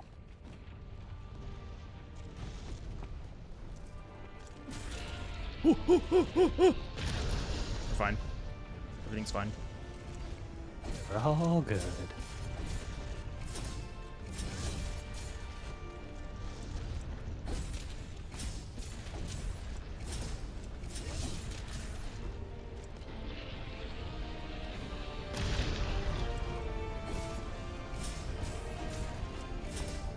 The pattern that the magma cores will explode in is a bit of RNG. There's 2 patterns and then the big explosion. What's nice is that SNS does have tools to like mitigate that, as this claw uppercut attack, which you have super armor during. But you still take damage, so we can only do that so many times. But we want to try to get like pinch to go out of bounds here, and then it's gonna put us. All right, we're good. And it's going to put us a little bit closer to Zorah Magdaros here. So we're going to do a little strategy called Early 2 Cannon. Just like the Pokemon. Mm-hmm. How many cannons is it? It's just 1, right? 1 cannonball? I don't even load a cannonball. Oh, wait, yes, yeah, I do. Never mind. And you shoot this one, right? Yeah. And then you shoot this one. Yeah, see, look, free. Completely forgot how to do it. and did it wrong, and it still worked. Still worked. Huh. Yeah, it's 2 cannons, right? Or it's 2 cannonballs. I And then you shoot the shoot it. first one basically immediately, then I load 3 cannonballs, then I shoot the second one like I normally would. Yeah, or you can just do that, man. Free. Yeah. Either way. So, like, the idea is to shoot those cannons and not let Zorah flinch. It is possible that you shoot the cannons and he can, like, flinch, and it slows down his movement. It stops him from getting to the barrier, because we need one more condition here, and that's the barrier defense appearing, and that was just right there. So we're going to hit him with the Dragonator, 2,424 damage. Where's my Dragonator? And then now we just need to shoot a couple more of these cannons. It should just be 2 more. Nope, it was just 1. And now we wait for the quest to end. Yep. Mia, thank you for that posture check. There is a limit to how fast this quest can end, and we do all the damage before that limit is hit.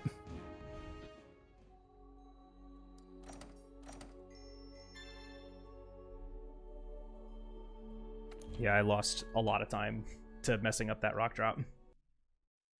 Yeah. It's okay, nothing too terrible. Well, that plus you got bad stand. Yeah, that too. All right. So now we are going back to Switch Axe for 3 fights.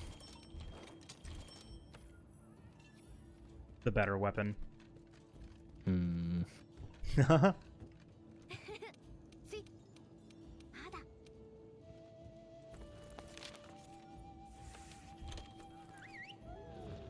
And so now we're in a new portion of the game. So before we were doing low rank, we're now in high rank.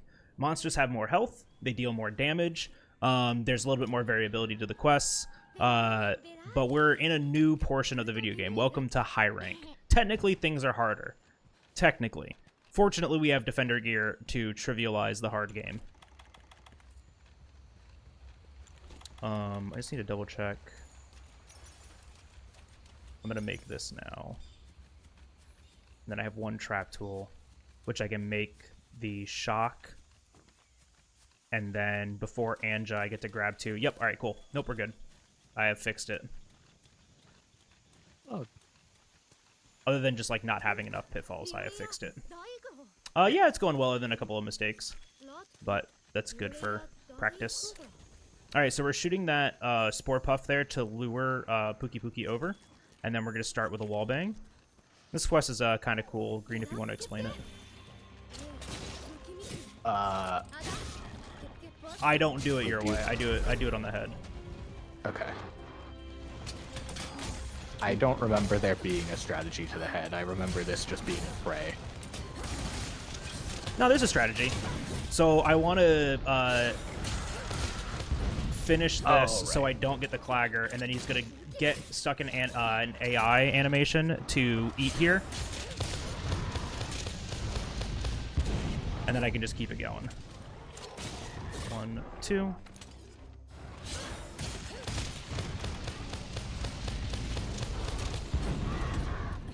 I came up with that. How did I forget 1, that? 2.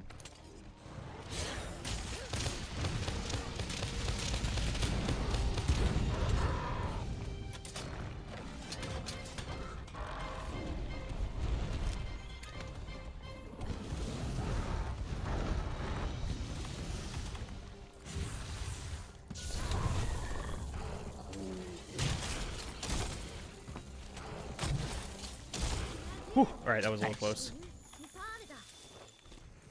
Gillion. We got purple border. Go away, go away, go away. Okay, good. That purple border around our map means that something is looking for us. That'll actually stop us from fast traveling back to Astera. Which we want to do it that way because if we leave the quest here, it sends us to the research base, which we want to be in Astera first. I got a sack plus. We are good. We got the cat weapon and a little bit of research points there. So before we started fighting Pukei-Pukei and after, I picked up some question mark tracks. Those tracks belong to a super secret monster that we gotta go and find. It's pink. It has scales. But this is our introduction to track gathering. For our purposes, There are 4 monsters that we have to gather tracks for. Hello? My controller disconnected. It's still disconnecting. There we go. Oh. There are 4 monsters that we have to gather tracks for. Wow, this thing is struggling.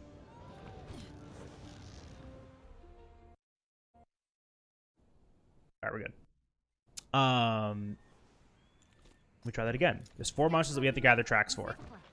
Tracks can spawn in one of 3 patterns. So that means that there are 12 total patterns that we have to memorize.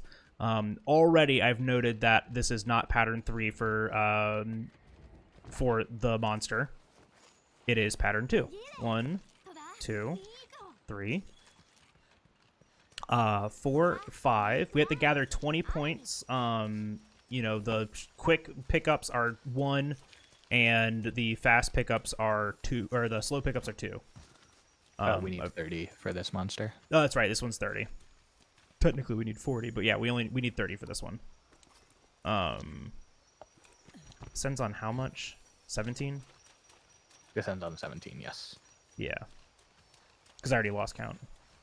Mm-hmm.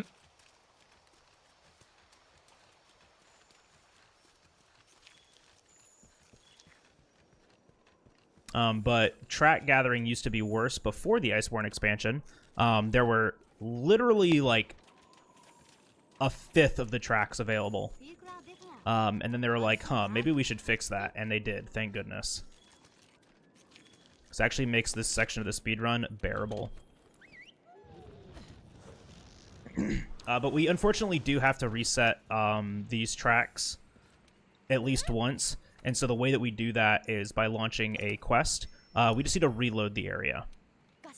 So we're actually going to launch a optional quest. We're not going to actually do it. We're just going to launch it. And from this camp, that's going to stop a mechanic called Drunk Bird, where in high rank quests you can just be randomly dropped on the map somewhere next to the monster that you're hunting. But if we're in an expedition and we start the quest from the camp, we can avoid that entirely. I'm at 17, Pattern Mortar 2. Starting the quest from the camp also skips the animation of the wing drake flying you in at the start of the quest, so it saves some time there as well. 18, 19, 20. This is actually optimal. Yeah. 21, 22. 23. 24.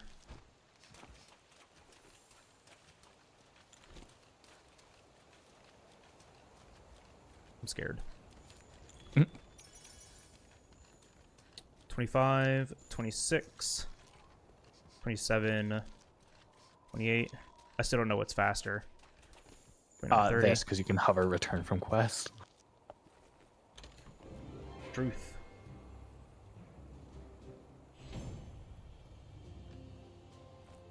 All right, very good RNG. Yeah, that makes up for doing poorly earlier. Mm-hmm. All right, so next is high rank Anjanath. This is an awesome spot where we get to abuse the stealth mechanic again. And I'm gonna let Green talk a little bit more about it because I just learned how to do this, so I'm gonna focus on doing it. Yeah. So when any monster, when you come out of stealth, the monster is gonna try to roar at you once it realizes, oh, there's a person here. Our goal here is to start our lock while the monster's in stealth AI. So after every clagger, it's going to try to back up to look for us.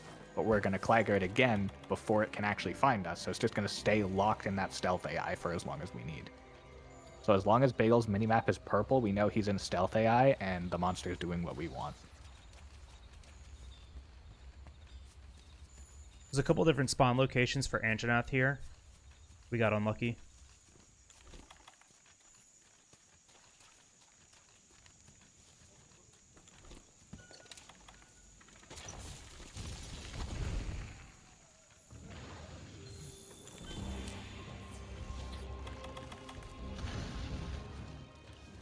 So there's the purple minimap.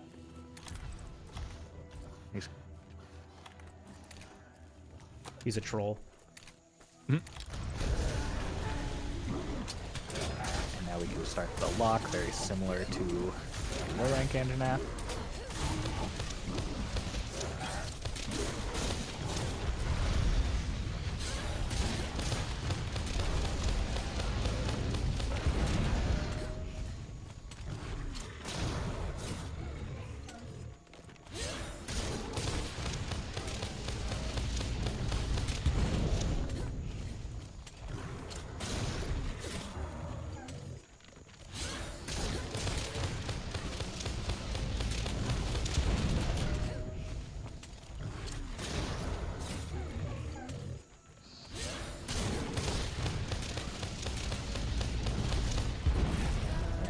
Head break, so now can dodge, get some gauge back, and flash.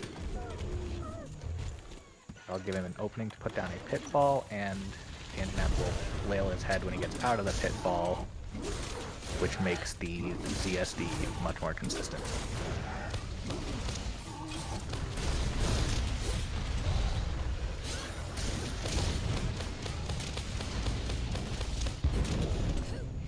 There's a Clagger and first pod. One more ZSD just to be safe. There's second pod, so the monster is ready for capture. Just limping away. Just running. Yeah. Don't kill it, don't kill it. Thank you. Stop it.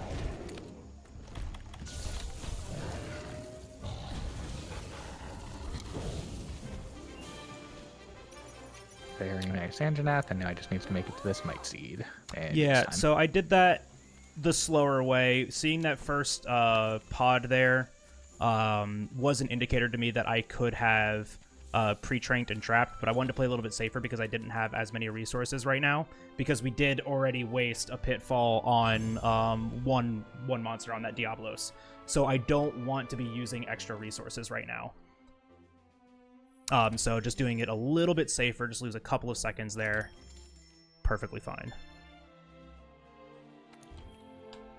Because now we have, like, plenty of extra stuff for the next monster, for Pink Rathian.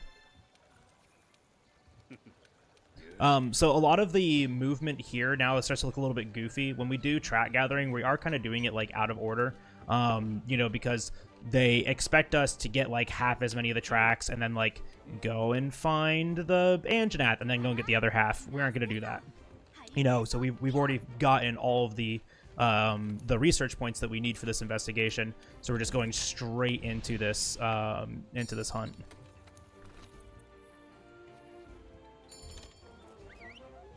All right, I'm gonna let you talk about this one again. This is I gotta brain this one.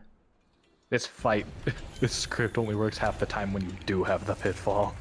So to start out, utilizing stealth again, we're going to lure the monster into this hallway for two reasons. One, it makes a wallbang more consistent.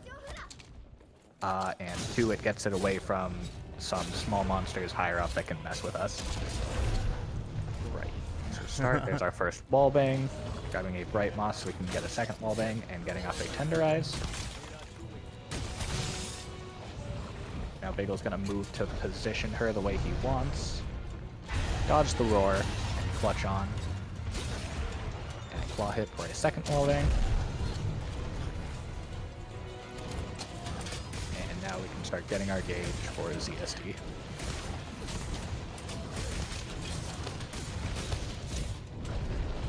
Good blast RNG, no head break yet. There's our first Clagger.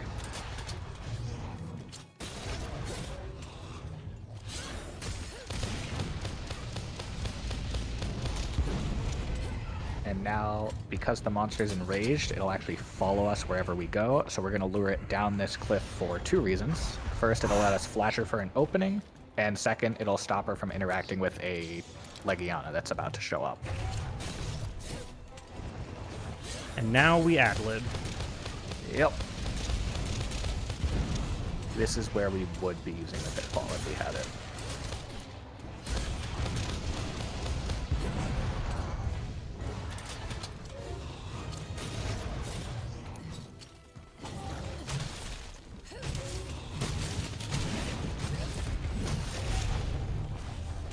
Very nice topple.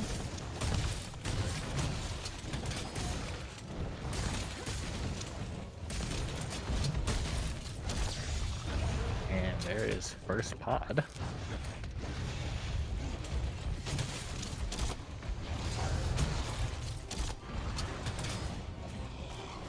And their second pod, so the monster is cap ready and giving great AI to trap with. Yeah, especially with me just like flubbing that entirely. All right, sick. We didn't lose any time to that because of that. That's awesome. Whew. All right, cool. You ever just get lucky? Once again, just get lucky, honestly. That's like the only way to speedrun this game. And that is the last capture quest of the run. The rest of the monsters cannot be captured. Well, actually, I don't know. I consider this the easiest part, but I throw the most at the end of the game. Yeah. It's fine. Everything's fine. So we're now moving into, like Green said, we can't capture monsters anymore. That's because we are now fighting things called Elder Dragons. Nergigante was the first Elder Dragon. Zorah Magdaros. Nergigante is the first Elder Dragon we kind of like encountered, right? And we can't capture it. We have to slay it. So there's no time save from capturing here. Like, it's not even an option. We just don't get to do it. I like the shirt. Thank you, Carol. I think this shirt makes me handsome too. But now we have to do our track gathering first before we can fight the Elder Dragons. This is 15 in the tree. Yo, Will. What is this? 2? 3. This is 3. I don't remember the names of these things anymore. Oh, I thought pattern 3... number. Yeah. Yes, this is 1. This is 1. Because we named them back when we were still doing them from 17. Right. Yo, Fire Red. Thank you for the good luck. No more full Swax run? Nah. Nah, SNS is too good. Yeah, so this is, I mean, we talked a little bit about, like, track gathering here and, like, the differences in patterns. Getting all slowest patterns is, at most, like, a 2-minute time loss right now. So that's built into the estimate as well, which is why there's, like, such a high variance, you know, because we'll probably finish this, expectation is to finish it 3 minutes faster, at least. If not faster. It's 5, 6, 7... 8, 9, 10, 11, 12, 13? That seems right. Yep. 6 on the ramp, you're good. 14. Oh, didn't get it. 15. 16, 17.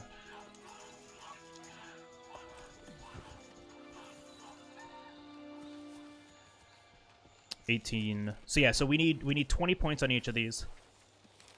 19, 20. And now post Iceborne, there is always 20 points, thank goodness. Before the Iceborne expansion was not the case. But now it absolutely is, which makes me very happy and makes this speedrun a lot more consistent. You know, we can actually like put a decent estimate to it because this section used to take like 40 minutes to do sometimes. It was very bad. You would go into an area and only get like 4 or 5 points. So to the next area, so we'd have to do this 4 times. So it's a really good spot again for donations. I'll mostly be focusing on doing this. There's really not much to say about the run here other than that like execution is important from here on out. Oh, good one. All right, cool. Lucky. I know.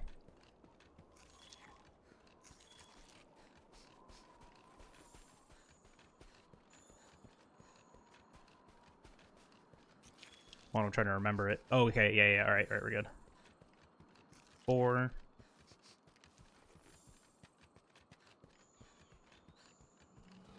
5, 6, 7, 8. I'm getting very good track RNG right now.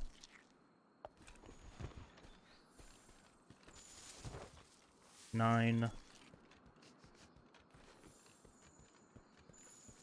10, 11. No Aptonaut in the hallway. 12,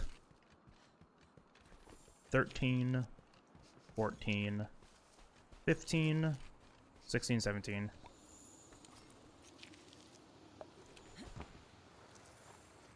18,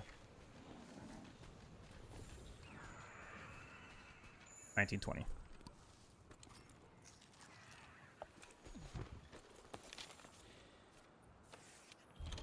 All right, Rotten Vale.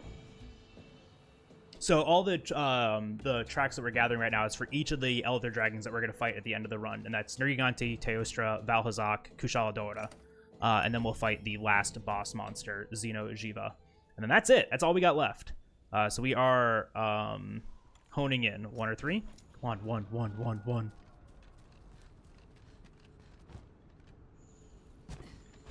Let's go. Gaming? Is that 1? I can't tell. No, 3. It's not.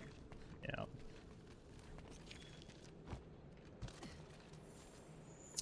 It's 5. The really nice thing too about this run, if you're lacking resources, 6, 7, this is actually like a great place to get resources here too. You know, this flash is adjacent to where we are right now. Couple of seconds to go and get those. So it's just one of those other like really convenient aspects of the run. 11, 12.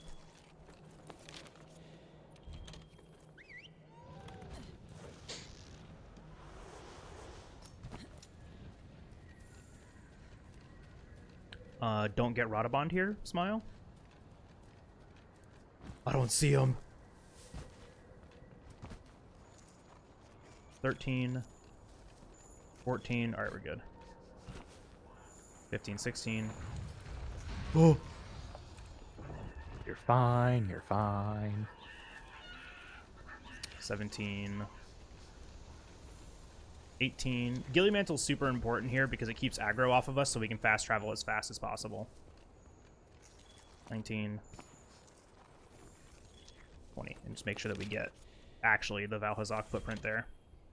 All right. Green's favorite part of the speed run. It leaves a bad taste in my mouth now, but it still is. I'll let you talk about this. Yeah. He's so like sad and happy at the same time. So if you remember Mercer Skip from earlier in the run, we're going to do a similar thing with the Admiral here. I missed both Mercer Skip and this skip in my PB, which was world record at the time. And those two tricks together save 20 to 23 seconds. My time was beaten by 23 seconds, just for reference. Oh, imagine. But we are getting out of his walk radius now, and as long as we don't enter back into his his slow walk radius, we'll be able to run past him and hop off this ledge once he gets far enough forward.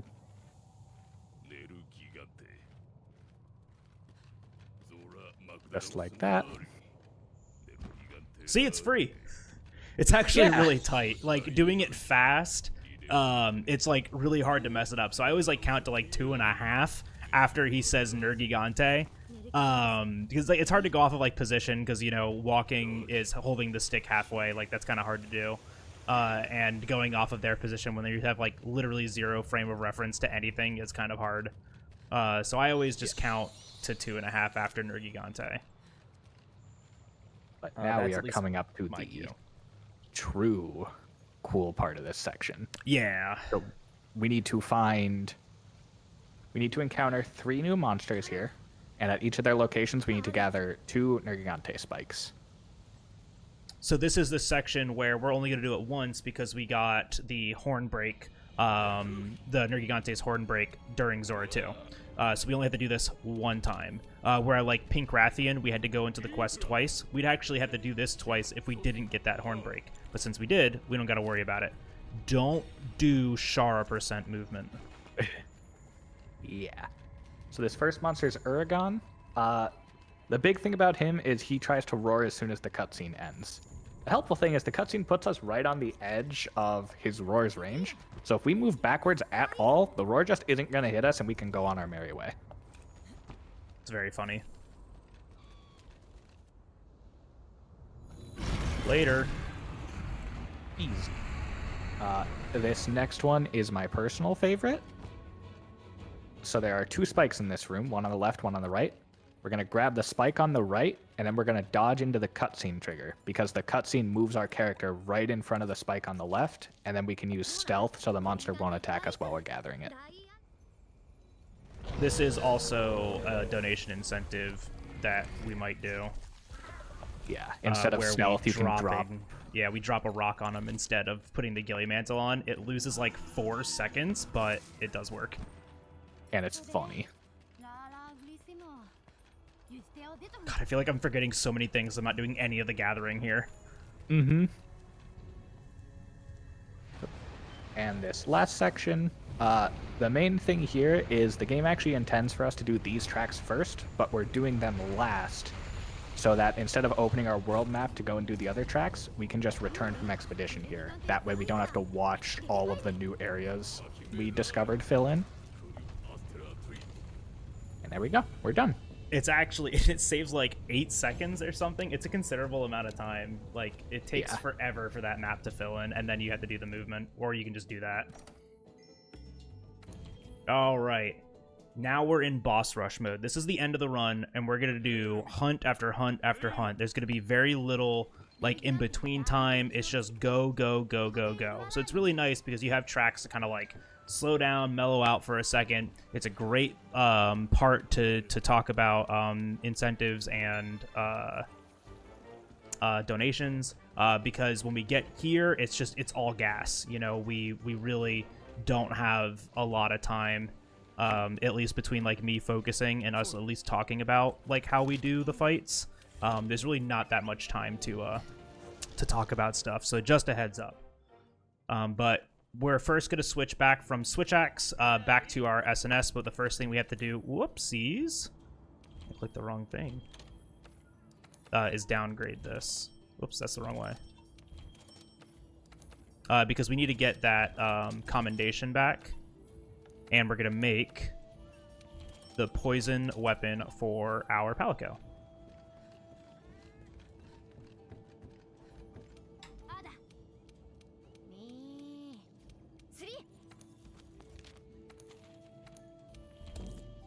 All right. The first of our Elder Dragons, Nergigante. So I was practicing this earlier. It's a lot of variation to this fight, but the gist of it is we have this kind of cool opener to guarantee kind of a bunch of damage, as well as getting his Elder Dragon aura on a cycle that works for us for the rest of the hunt. So all the other dragons have kind of like this aura mechanic about them. They permeate some sort of energy that will make the fight harder. In Nergigante's case, it is his spikes, which are also his greatest weakness. When his spikes are white, they're his best hit zone, and if we can break them, it results in a knockdown, a topple. If they turn black, however, they become a bad hit zone, and they're very difficult to break. So we're going to be managing those spikes throughout this entire fight. But this script kind of starts out with this wallbang opener, so we can do a double wallbang. That's going to guarantee enrage, and then it also just gives us an opening to do some damage. We also, when we tenderize Nergi, we get these thorn pods, which deal KO damage when we attack them. So that's actually queuing up a KO. So we just have to dodge this for now. Get this flinch, and then when his head comes back down, bop. And then now we just need to break those white spikes, right? Because if we leave them, they'll become black spikes. We don't want that to happen. All right, so that his horn broke there, so that tells me how I need to take the next phase of this fight. Oh, deja vu. Now we need to drop these rocks. There's 2 rocks up here that we're going to drop on Nergi. I'm really not going to talk about how I'm doing this. I'm just going to do it. 1, 2, 3.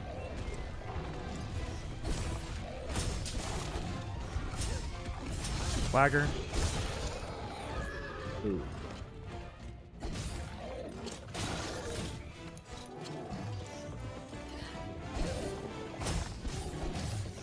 Dodge out of that. And then we're luring him under the other rock.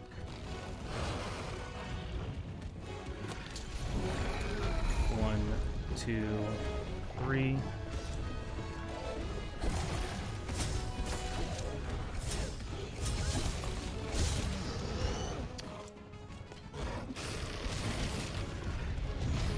Green? Because your first rock hit his head. Oh, it did? I didn't even notice. Yeah. Can't tell what he's doing. Okay, so he has black spikes on one of his arms, so I have to break the other one now.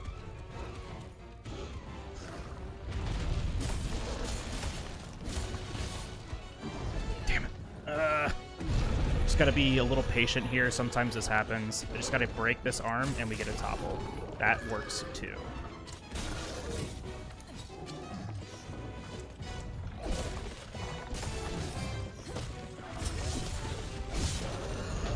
One, two, three.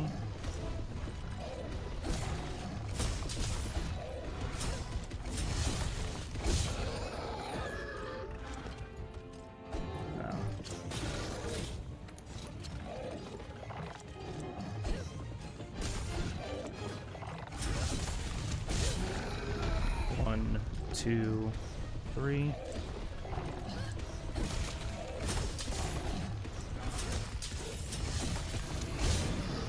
No Clagger. I already dropped those rocks, yeah. Uh-oh. Oh. Alright, well, best case scenario for marathon practice, he did the attack that just kills you. Did I have... I had, like, half health, right? Yeah. I was not really in danger.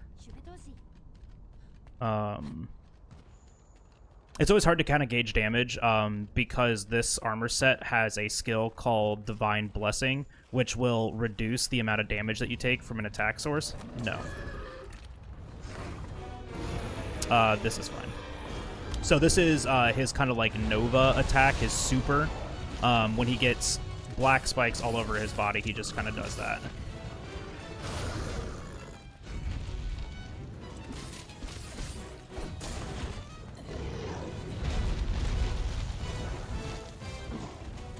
Ow.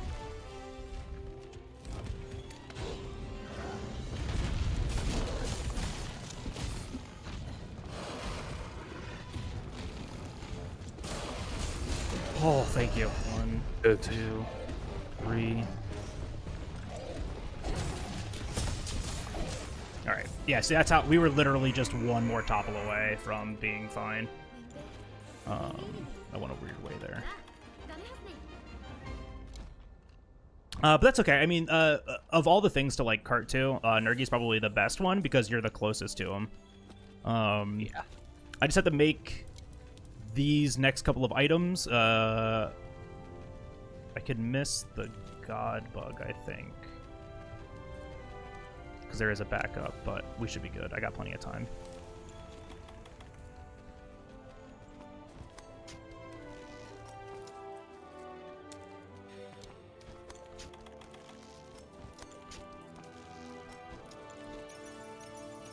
Yeah, plenty of time. A little unfortunate, but it happens, right? You know, he's got to like stay aggressive sometimes. His openings are like really short, and sometimes you just get punished for it. Happens. But we move on. So Nergi gives us actually our last upgrade material for the Defender weapon. So now we have the strongest possible SNS that we could have at this point in the game too, which is great.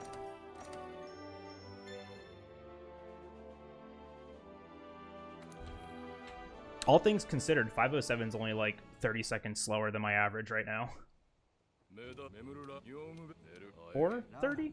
No, 330. 330. Okay, that's a minute and 30 seconds slower. It's fine. Everything's fine.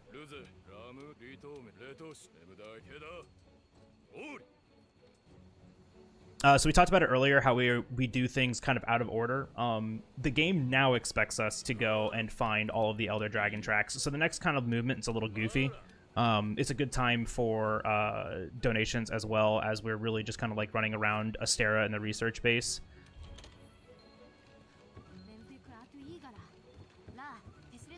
And really between each hunt is a good time too. Like from the moment that, you know, the quest timer comes up.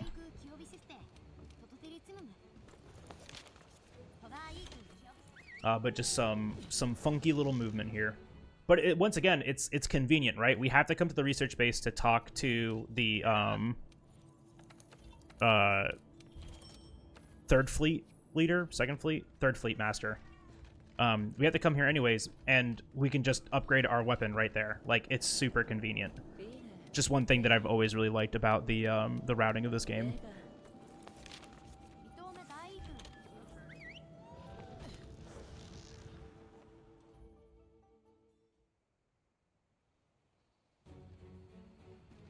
All right, and then we got to talk to the ecologist here 3 times.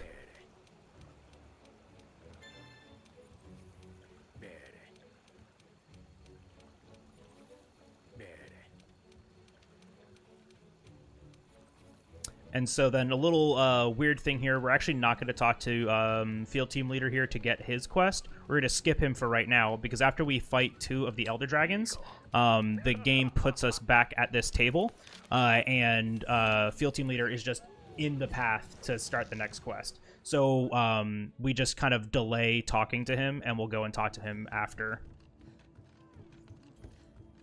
we do these 2 hunts. So up first is going to be Teostra. Teostra is kind of an obnoxious fight. He has 2 auras, either Blast or Fire. We want Blast because Fire will permeate a tick around him, like tick damage around him constantly. It's not really a problem as long as we can like do everything correctly, but Blast is definitely the safer aura to have. So we're drinking a new thing here. It's a demon drug. It's just like all the other power items, but it provides a smaller bonus, but it lasts the entire hunt. It pretty much lasts until we faint. And then we'll also have a demon powder and another might seed. So we're stacking all of these bonuses together, because what we're going to try to do is full lock Teostra here. And that's going to make sense here in a second. But pretty much this is all just pure execution. Knowing what to do and when to do it to keep this lock is kind of difficult. But the opener is super goofy. And I remember the day that we figured this out, I said to Green, I'm like, Green, we're idiots. We can mount. We can just flash him. And then this opener was born. So triple hit to enrage, causing a roar, which we can back hop to mount. Immediately hop off the mount and flash him.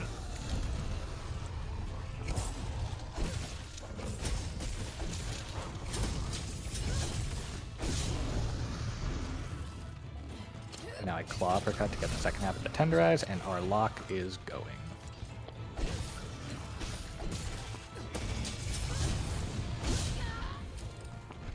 Hole in 1, let's go. All right, good. I'm actually not going to attack you here. I'm gonna move.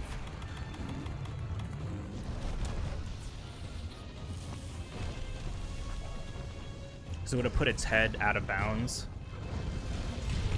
And I'm getting Lava Bedade now because it got to move once. Oh my gosh. So what was that thing about you said about the lock starting? Yeah. Why do you speak? Okay, I'm just getting like the worst.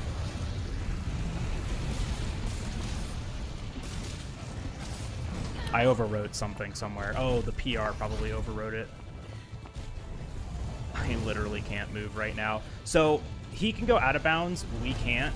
And I gotta play around all these like environmental effects on the ground. This is really unfortunate because this is a really good run.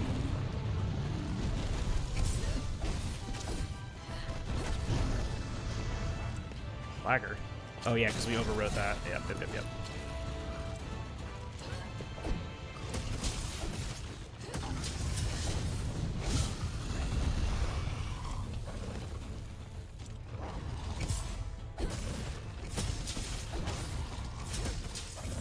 Yeah, I just didn't know the timing for that. That's unfortunate. We're just gonna have to let him get back up.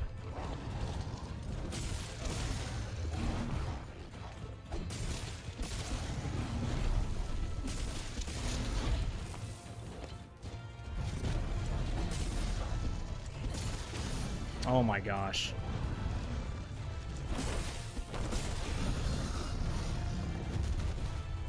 Well, this is unfortunate. So what's going to happen here, too, is that all of our buffs are going to run out, and the Tenderize is going to run out. This is going to make the hunt a little bit harder. He wasn't enraged. That was slow. That was too fast. All right, so this is a rip. Oh, good. We kept it. Huh.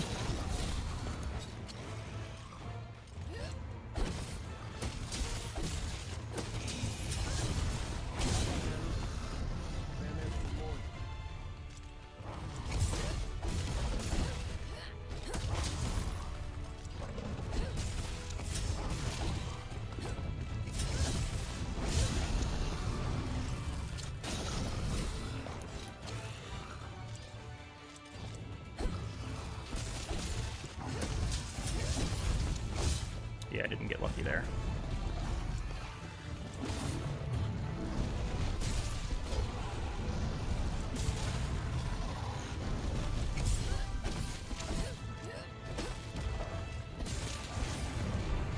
Yeah, this is just going to be kind of painful now.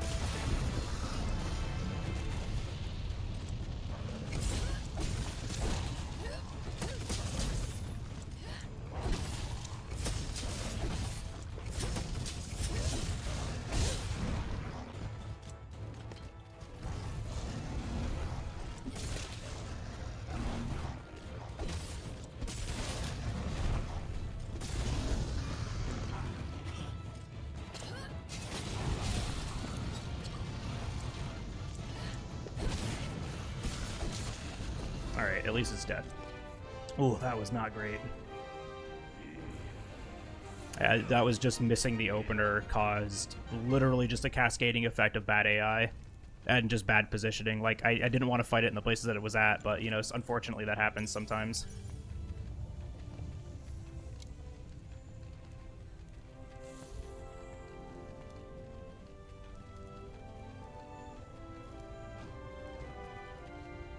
Best for it to happen in marathon practice, too, honestly. We should still be on pace. You are on pace for your estimate, yes. All right, good. Next is Vaal Hazak. So Vaal Hazak doesn't have a full script, unfortunately. But we do have a pseudo-lock. We essentially have to kind of balance the different controls to make sure that he just doesn't move around that much. But it is a little like up to RNG. He does have opportunities to do certain attacks. But his aura, 511, that was slow. It was like 2 minutes slow. Yikes. But his aura is called Effluvium. Effluvia is the essence of death. And Effluvia is a super cool mechanic because it will just kind of randomly activate on us and cut our health in half. Not just like deal half of our health like damage, like reduce our max health by half. So we have null berries to heal that, but then we're left with this gigantic red bar, which we will slowly recover over time, but the tick damage immediately gets rid of from the Effluvia. So we will have to like use our max potions to keep ourselves alive in this section. This fight is very obnoxious, and we really have to like pay attention to the statuses that are active on us. Not to mention there are small monsters here that destroy our sharpness. Less sharpness means worse damage, and also those monsters can paralyze us. But it can also paralyze the monster, but we really don't want that to happen, honestly. Alright, so say hi to Vaal Hazak, aka Stinky. Claw uppercut through the roar here, because his roar is awful. And then we're just trying to bait him over to this wall. Perfect.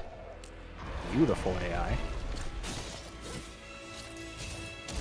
And now we're going to claw uppercut through his back to get onto his chest. Got it. And this is going to drop a Pierce Pod. So his Tenderizes always drop Pierce Pods, and Pierce Pods are great for that like kind of shotgun effect Slinger Burst. You do 300 damage to his chest here, just waiting for his next attack. One. Ooh. Kind of walked it directly into that. I don't like where he's at, so I'm going to try to lure him away.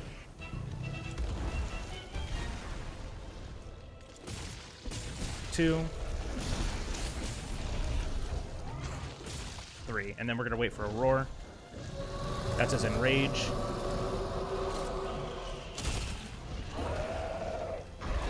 And then now we're going for a chest like stagger right there. There's that effluvia that I was talking about. This kills me.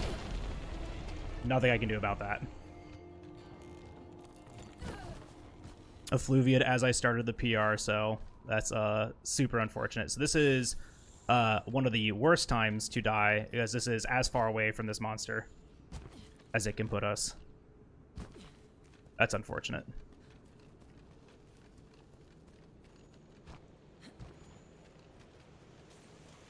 Man, stuck in a wall and got the worst attack possible there.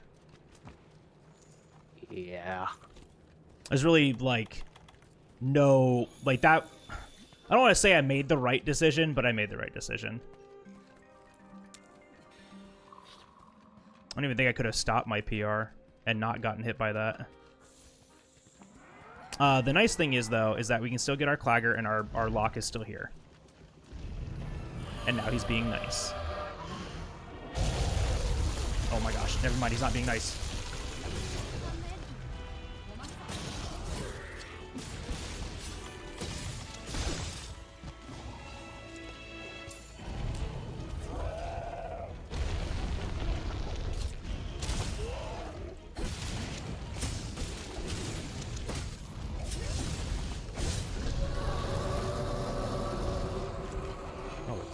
Top of me. Can you stop doing attacks that I don't like?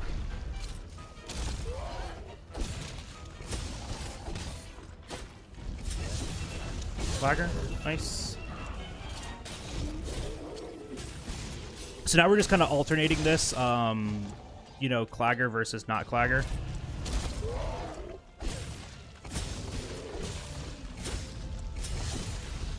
So you won't Clagger here, but we'll get another kind of flinch. Oh, I actually got that. Wow. Yeah. Really good PR targeting there.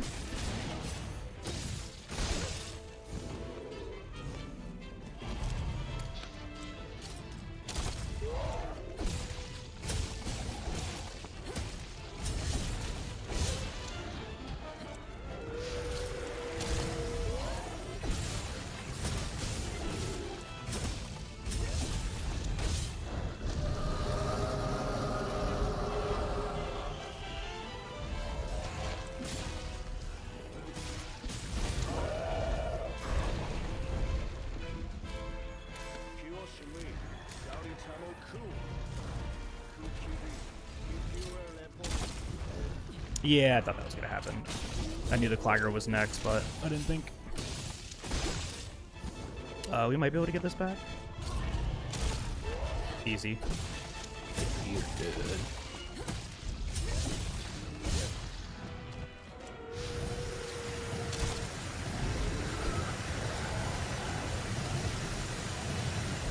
Oh my god, let me have the Pierce! I'm stuck.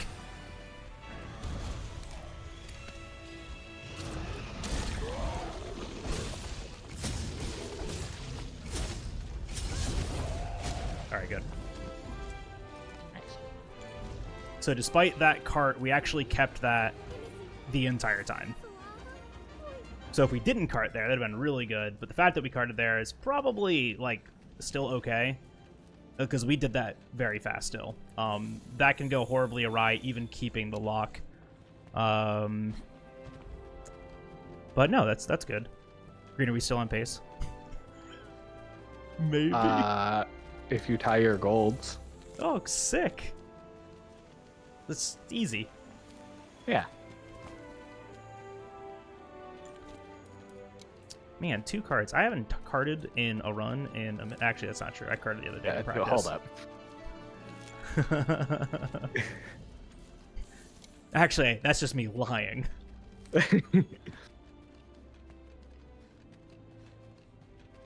But unfortunately, with like how aggressive we are, carts do kind of happen, and there's really like no backups to them other than just getting lucky. But they don't lose a terrible amount of time. It's just, okay, like a 530 is actually not bad. It's not like the fastest you can go. It's still not terrible. Pixels with Coffee, thank you so much for that follow. Welcome on in.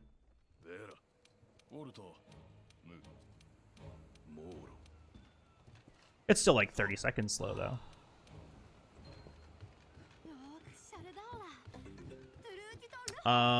Worthiest Brute, thank you so much for that follow. Welcome on in. Oh, Worthiest Brute. I know how to read. Alright, Kushala Daora. This fight either goes really well or bad. So let's see how this one goes.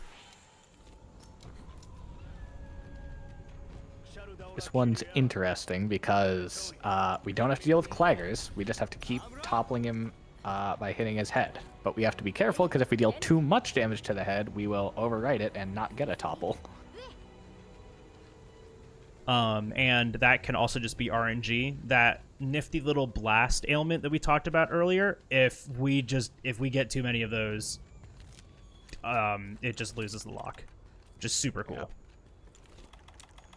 So bless RNG here.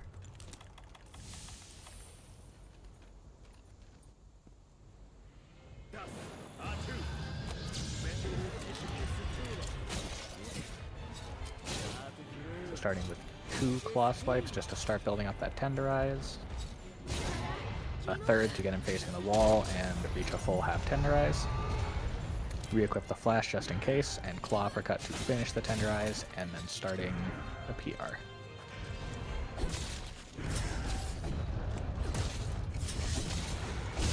Good.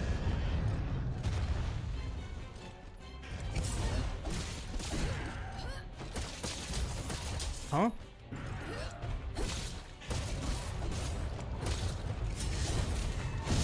Alright, very good recovery.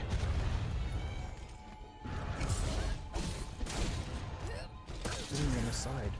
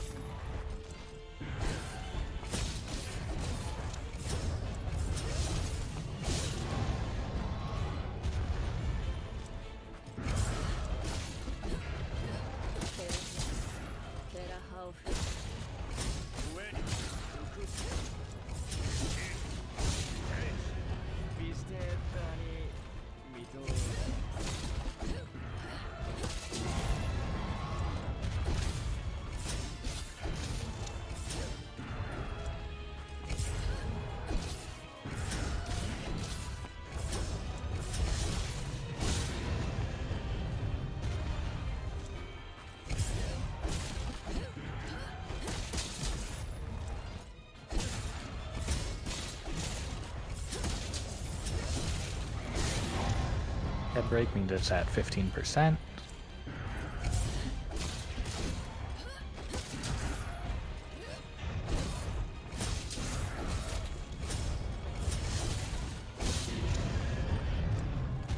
So this last Falling Shield Bash and PR should be the kill. Perfect. Woo! All right, that feels really good after having all of those bad elders. Yeah, so we could do that to Teostra too. We just didn't do that to Teostra, but Teostra is arguably a lot harder to keep.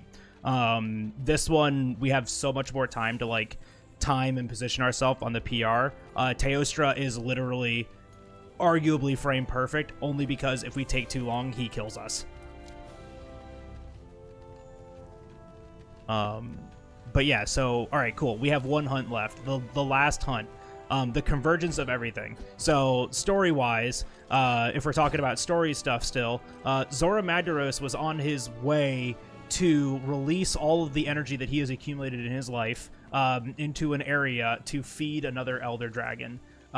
This is called the Elder Crossing, and it's pretty much just the life cycle of Zorah Magdaros. He was going to die, and we were trying to stop him. We did stop him, but we diverted that power somewhere else, I guess. And that is what the next monster we are going to fight is. But pretty much, you know, because we did that, all these other Elder Dragons started showing up, and the ecosystem became unstable. And so now this is the like most unstablest part of the ecosystem, which is Xeno'jiiva. This fight is really, really cool. Anyone that's left-handed, I recommend you look away because this is going to look prejudiced. But we're going to bully his left hand. And it's only because we're able to line up our timing for the PR onto that hand based on his flinch animation. So it's really convenient. It lines up really, really well. It's a very cool hunt when it goes right. And this one's, I mean, it's not hard. It's all about positioning and micro adjustment. But there's 2 phases to it. The first phase is just going to be some quick damage. We have a couple of rocks that we can drop on him, and we're pretty much just trying to like line up a rock drop, get the hand tenderized, and then just start our lock. Once we can do that, it'll move into phase 2, and then we're just going to try to keep our lock the best we can. But we have to keep 3 aspects constantly up to make sure that the lock stays. One, we're bringing our Palico with us. This isn't part of it, but we're bringing our Palico with us for the poison damage. And because the lock is so independent of AI, it doesn't matter if, you know, the monster targets the cat. So we need to keep 3 things active here. 1, we need to keep our sharpness at white sharpness. 2, we need to keep the monster's hand tenderized. This is Xeno'jiiva. And 3, 3, we need to keep our Might Seed buff active. I still haven't Might Seeded. That's probably not helpful here. He should just back up. Alright, we're good. I just need to eat the Might Seed real quick. Good to go. He can do a couple things that are annoying. I didn't get it. Like that run animation. But now we're just looking for a hand flinch.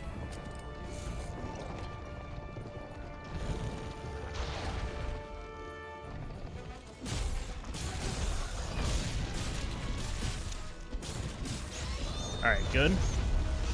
Now we can start our lock.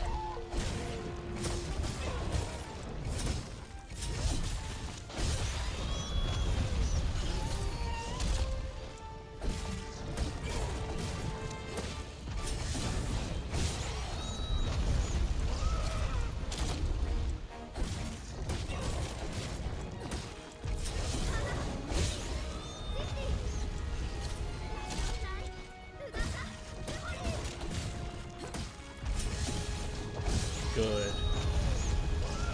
Alright, so he'll transition into phase 2 now. Nice.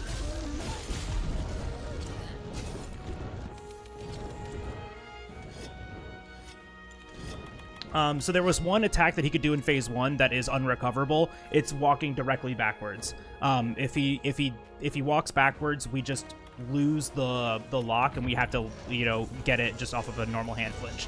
If he does that in phase 2, he actually always does the same attack, which we can punish. He loves that rock. Good blast proc there.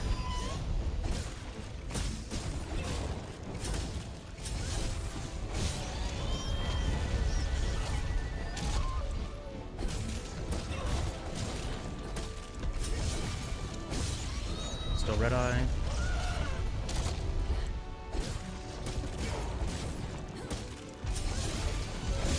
Still red eye.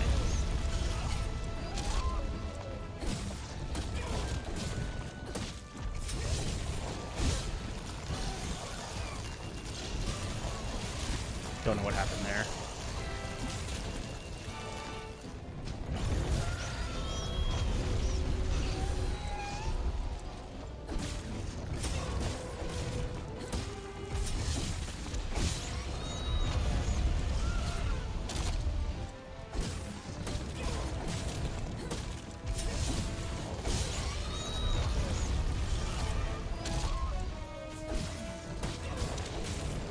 Very nice RNG heal from the cat. Yep, that was great.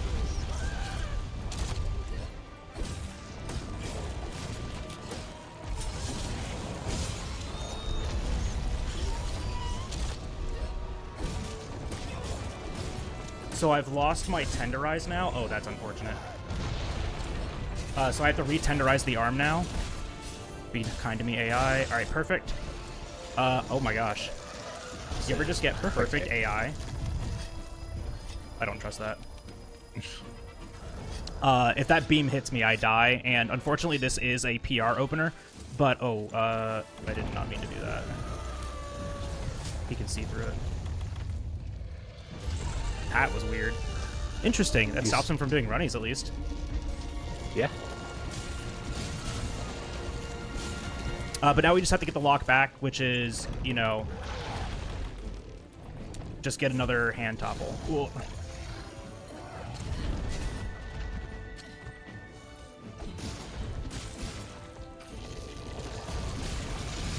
All right, there we go.